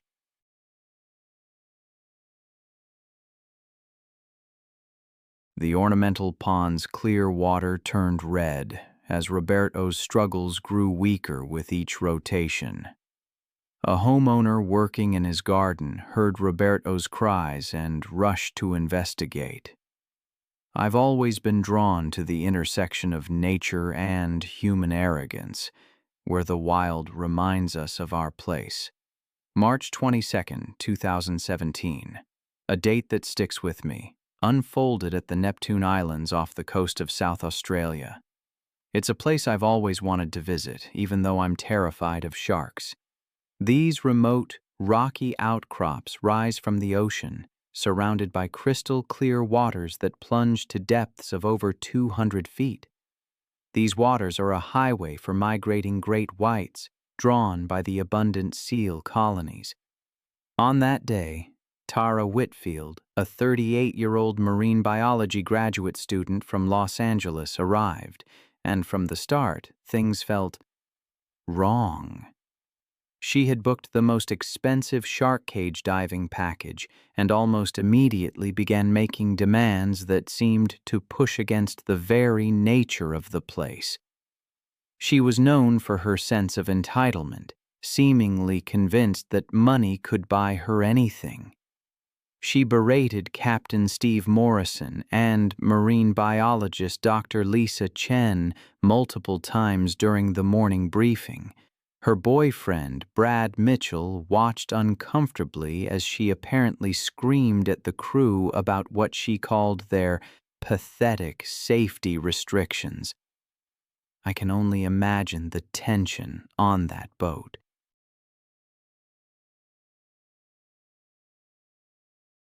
Captain Morrison, with 18 years of experience in those waters, had dealt with difficult clients before, but Tara's behavior alarmed him. She demanded the protective cage be removed entirely, claiming she had paid premium prices and deserved unrestricted access to the sharks. When Dr. Chen tried to explain the dangers, Tara dismissed her as jealous. It seems Tara believed her status and booking fee entitled her to special treatment. She threatened to destroy the company's reputation and file lawsuits if the crew didn't provide her with the extreme experience she demanded. She even suggested the crew enter the water first to test the sharks. The waters around Neptune Islands are home to some of the largest great white sharks on Earth, apex predators that have ruled these seas for over 400 million years.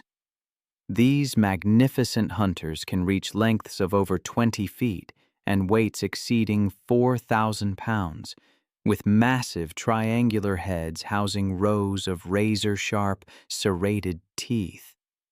Each tooth measures up to 3 inches in length and is designed to slice through flesh and bone. Great whites possess the most powerful bite force of any living creature, capable of exerting over 4,000 pounds per square inch of crushing press.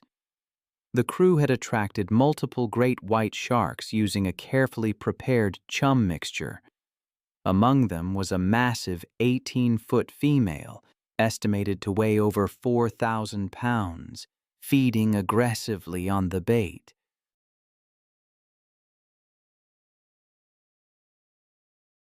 This enormous shark displayed classic hunting behaviors, circling the boat with calculated precision, investigating the steel diving cage.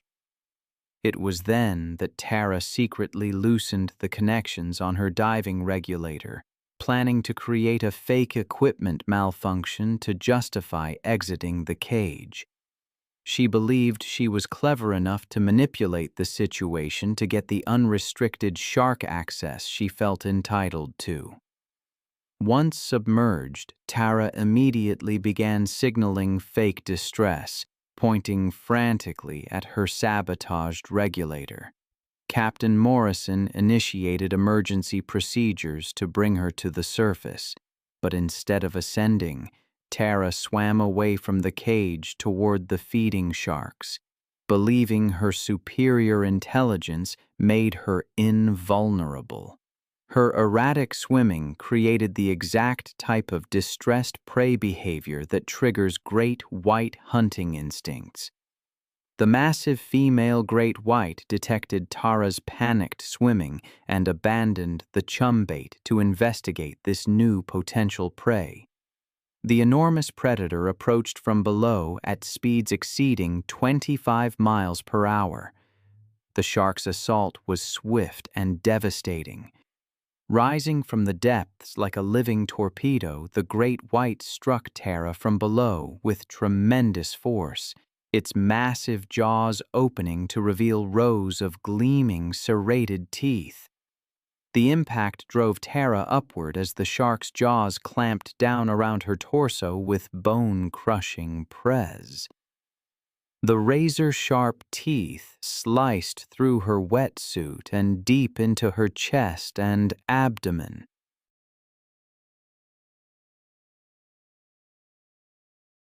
The crushing bite force of 4,000 pounds per square inch shattered Tara's ribcage instantly, puncturing both lungs and severing major blood vessels throughout her torso. The shark's powerful jaw muscles continued applying press, while its head thrashed violently from side to side, the signature feeding behavior that allows great whites to tear away large chunks of flesh. The violent shaking motion severed Tara's body at the waist, separating her upper and lower torso. There are moments when our assumptions about the natural world crumble with terrifying speed. I've read accounts that haunt me still, stories where a sense of control gives way to brutal reality. Take the case of Tara, who believed her money and demands could somehow override the instincts of a shark. Her story ended in seconds, a catastrophic loss of blood and destruction of vital organs, all because she thought she could bend nature to her will. The investigation afterwards revealed she'd deliberately sabotaged equipment, ignored safety protocols. It led to stricter rules for shark cage diving. Her family, ironically, continued the same pattern of entitlement, filing lawsuits after her death. Then there's Harold Thompson, a 71-year-old dog breeder in Alabama. It was a hot day, March 22nd, 2015. I picture the sun beating down on his property, the barking echoing from kennels spread across those 5 acres. Hank, as everyone called him, moved slowly but confidently.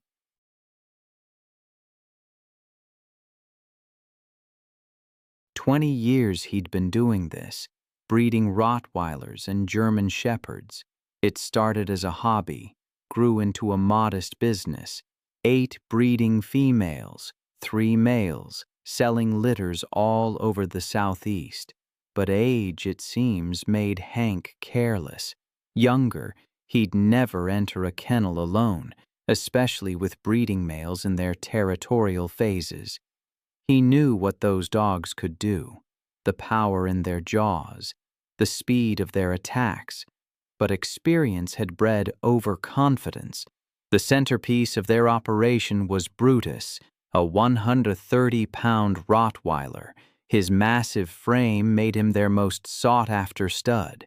4 years old, prime of his life, bloodline tracing back to German working dogs. His offspring commanded premium prices for protection. Recently, though, Brutus had been showing increased aggression. A minor injury to his left rear leg had left him limping, irritable. He'd even snapped at Martha when she tried to examine the wound. The vet prescribed pain medication, but the dog's temperament only grew more unpredictable. Martha had voiced her concerns about Hank working alone with Brutus, especially with the dog's recent mood swings, but Hank dismissed her worries with stubborn confidence. He'd raised Brutus from a puppy. Their bond, he believed, was unbreakable. That March afternoon, Martha drove into town for supplies, leaving Hank alone with the dogs. Kennels needed cleaning, water bowls filling, work he'd done thousands of times before.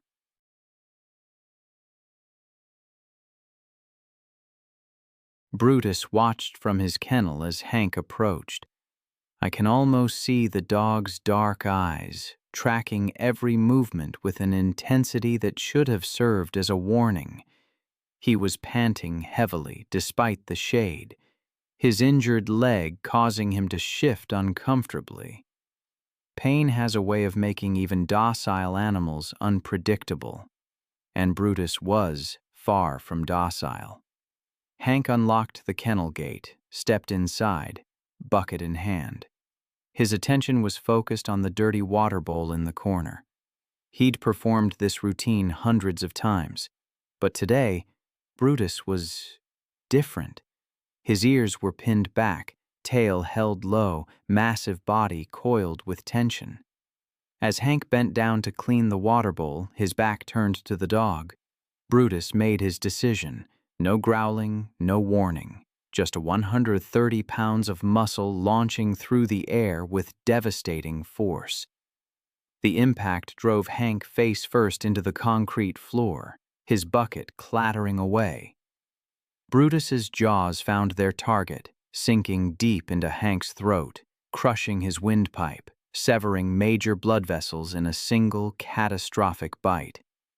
Hank's hands clawed desperately at the animal's massive head, but Brutus had locked on with predatory determination. The dog's powerful neck muscles allowed him to shake violently, tearing through tissue and bone with mechanical efficiency. Hank's screams were cut short by the damage to his throat, replaced by a wet, gurgling sound that grew weaker by the second.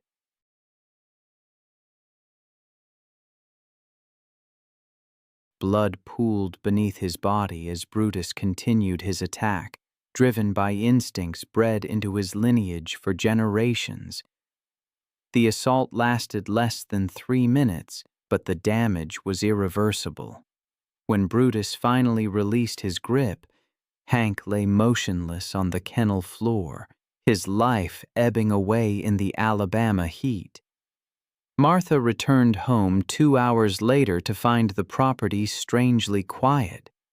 She called out for Hank as she walked toward the kennels but received no response. When she rounded the corner and saw Brutus standing guard over her husband's body, the full horror became clear. The dog's reaction to Martha's presence was immediate and threatening. He positioned himself between her and Hank's body, his lips pulled back in a snarl. Martha backed away slowly, dialing 911 from her truck. Sheriff's deputies arrived within 20 minutes, but Brutus refused to allow anyone near Hank's body. After consulting with animal control, the decision was made to shoot Brutus rather than risk additional casualties. The massive Rottweiler died with 3 bullets in his chest. The investigation concluded that Hank's death was a tragic accident, caused by his failure to recognize warning signs of an aggressive, injured animal. The breeding operation was shut down, the remaining dogs relocated, and Martha was left to grieve both her husband and the animal that had been part of their family. Then there was September 3, 2013, near the Toklat River in Denali National Park, Alaska.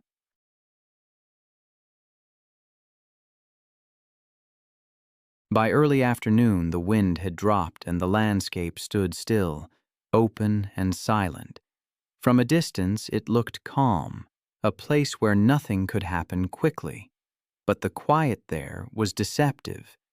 Sarah Miller, 26, was an experienced backpacker from Anchorage. She was known for her I find myself thinking often about Sarah, the hiker in Denali. She carried only what she trusted, skills honed over gear. It's a philosophy I understand. That week she planned a 2-day loop near the Tlat River, aiming to witness the caribou migration, a path where wolves often trailed. She had bear spray, a GPS beacon, food for 2 nights. Solo travel didn't intimidate her. She'd been documenting her treks for hiking blogs for years. The Denali backcountry zones required permits, which she had. Rangers remembered her asking about late-season wolf movements but showed no concern when told sightings increased near the river. Wolves followed caribou herds migrating south, and fresh tracks had been seen just days before. To Sarah, it was part of the environment, one she respected, not feared. Wolves in that region averaged 70 to 100 pounds. They were built for endurance and speed, capable of covering 40 miles a day, their jaws delivering a bite force of nearly 400 pounds per square inch, strong enough to crush bone, yet they rarely approached people, living on caribou, hares, and ground squirrels. But when prey grew scarce or human scent carried traces of food, curiosity sometimes lingered.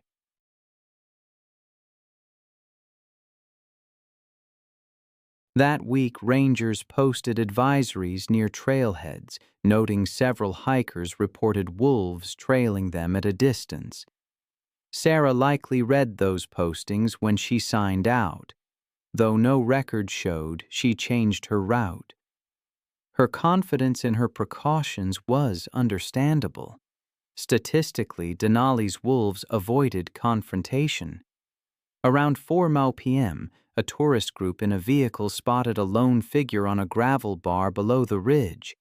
The hiker waved, later confirmed as Sarah, before continuing upstream toward her camp. She reached her final GPS coordinate sometime before 4:45 p.m. The last photos on her recovered camera showed wide shots of the river valley and a small group of wolves following a caribou herd in the distance. Tracks found later indicated she moved off the main gravel bar toward higher ground, likely planning to cut inland. The first sign of struggle began about half a mile from her tent. Her GPS recorded erratic movement, rapid looping, then a sudden stop. Investigators reconstructed what happened next through physical evidence and predator behavior analysis. The wolves had diverted toward her position once the herd passed out of sight. Sarah likely saw them at a distance as she deployed her bear spray once. Residue was detected on nearby vegetation. Wind readings that afternoon showed a westward shift, causing partial blowback of the spray mist. It worked briefly, driving the wolves about 20 feet back before the cloud dispersed.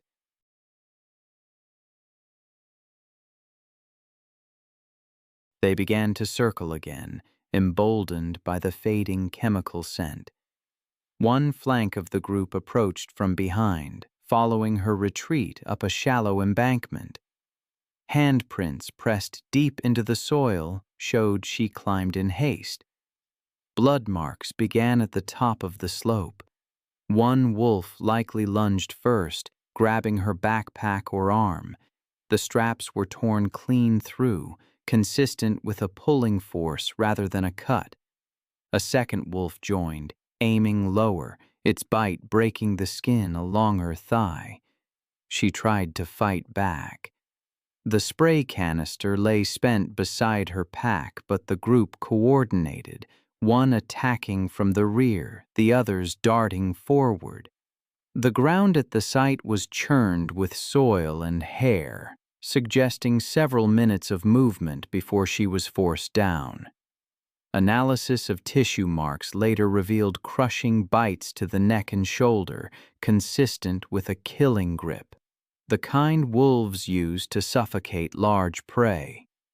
Her jacket was shredded, and the torn sleeve recovered 20 feet away still held fragments of skin and fabric. Search efforts began that night with ground crews and a helicopter dispatched after rangers noted her vehicle unmoved. The aircraft spotted a disturbed patch of gravel near the Tlat Channel the next morning. Sarah's body lay partially covered by soil and debris, her left arm missing, likely carried off by scavengers after the attack.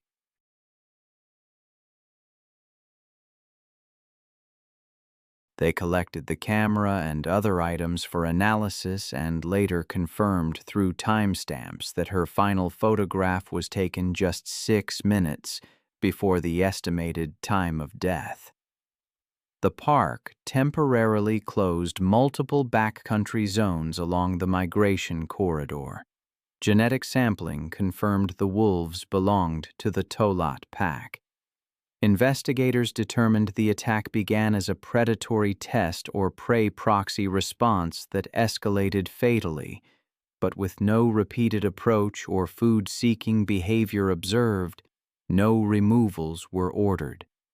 At a private debrief, rangers explained the findings to Sarah's parents, who later issued a short statement urging that the park not punish what it protects.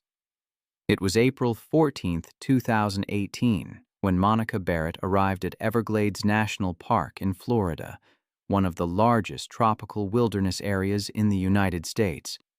The vast wetland ecosystem stretched across 1.5 million acres of sawgrass marshes and shallow waterways that served as home to some of North America's most dangerous predators. The park's intricate network of channels created the perfect habitat for massive American alligators. Monica Barrett, a 44-year-old divorce attorney from Miami, had booked a solo kayak tour to clear her head after a difficult custody case.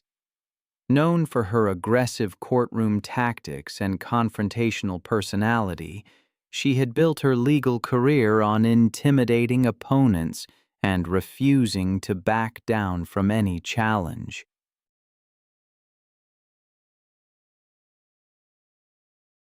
Her reputation for getting her way through sheer force of will had created a dangerous sense of entitlement. Tommy Rodriguez, a 52-year-old tour guide with over 20 years of experience, immediately recognized Monica as a problematic client during the morning safety briefing. She had interrupted his presentation. I've seen the aftermath of these encounters too many times. The arrogance of thinking we're somehow above the natural world. It always ends the same way. I remember reading about Monica, who visited a park during peak alligator breeding season. Despite warnings, she dismissed safety protocols and ventured into a restricted lagoon, convinced her legal background and taxpayer status made her immune to danger. Tommy, her guide, had repeatedly warned her about the territorial males guarding their nesting sites.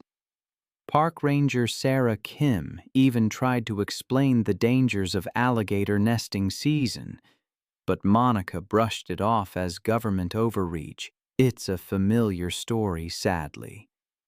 American alligators, especially the males, are formidable apex predators. They can reach lengths of up to 14 feet and weigh over 1,000 pounds, possessing a bite force exceeding 3,000 pounds per square inch. They're ancient reptiles, capable of remaining motionless for hours before exploding into action. Tommy stressed the importance of staying within designated channels, but Monica grew belligerent, accusing him of limiting her rights.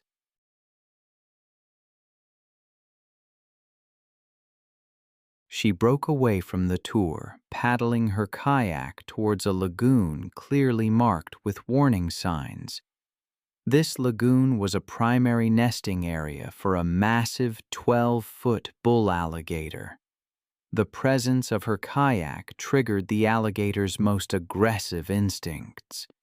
The reptile, resting beneath the surface, detected her paddle strokes almost instantly. The attack was swift. The alligator launched itself from the water, its jaws clamping down on the front of Monica's kayak, capsizing it and throwing her into the murky water. Disoriented, she struggled as the alligator identified her as a threat. Its jaws found purchase on her torso, razor-sharp teeth puncturing her life jacket, chest, and abdomen.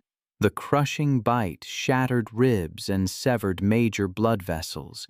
Then came the death roll, a violent spinning motion designed to disorient prey and cause massive internal trauma.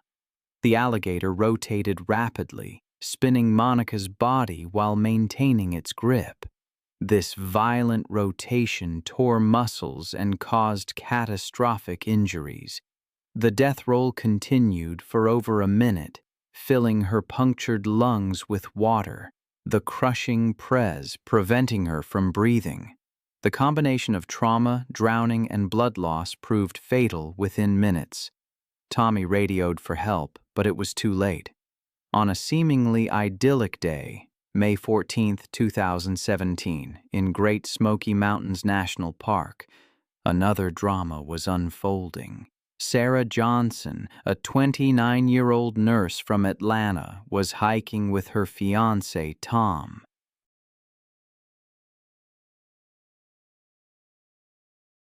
Black bears are the most common bear species in North America, but it's the mother bears with cubs that truly command respect, and sadly can pose the greatest danger. I've read accounts of their behavior, and it's clear that they become exponentially more aggressive and territorial than solitary bears. A female bear will attack without warning, seeing any human presence near her cubs as a mortal threat to be eliminated immediately. They possess incredible strength and speed, capable of running up to 30 mi through the dense forest, It's a force of nature driven by pure instinct. I remember reading about Sarah, who was on an engagement trip and found herself in a situation many dream of: photographing bear cubs. But what began as an opportunity to create incredible memories turned into tragedy. She started photographing the cubs from what she thought was a safe distance, but her excitement at capturing such rare footage led her to gradually move closer, trying to get better shots.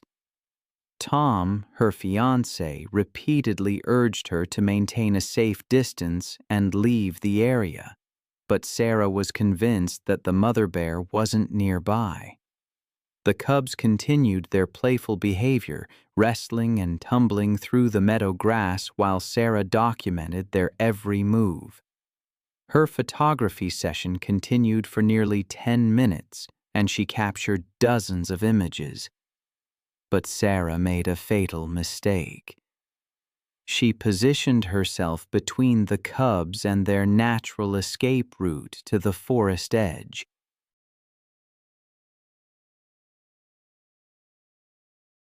As she moved to get a better angle for her shots, she unknowingly blocked the path the cubs would take to reach safety if threatened.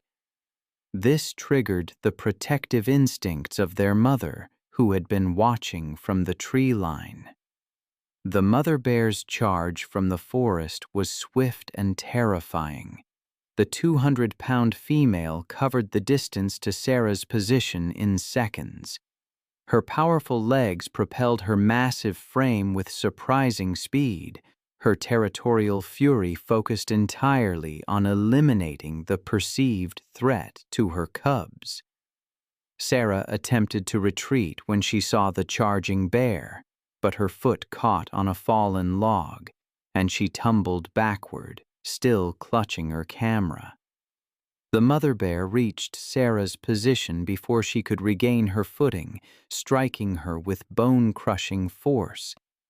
The bear's massive paw connected with Sarah's back, her razor-sharp claws raking across Sarah's spine and shoulders, while the impact shattered several ribs.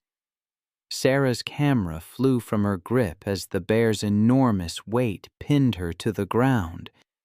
Her attempts to call for help were silenced by the crushing press on her chest. The mother bear's powerful jaws clamped down on Sarah's neck, her crushing bite force fracturing vertebrae and severing vital arteries. The bear's protective instincts drove her to continue the assault until she was certain the threat to her cubs had been completely eliminated. Within minutes, Sarah's movement ceased as the mother bear's brutal assault proved fatal.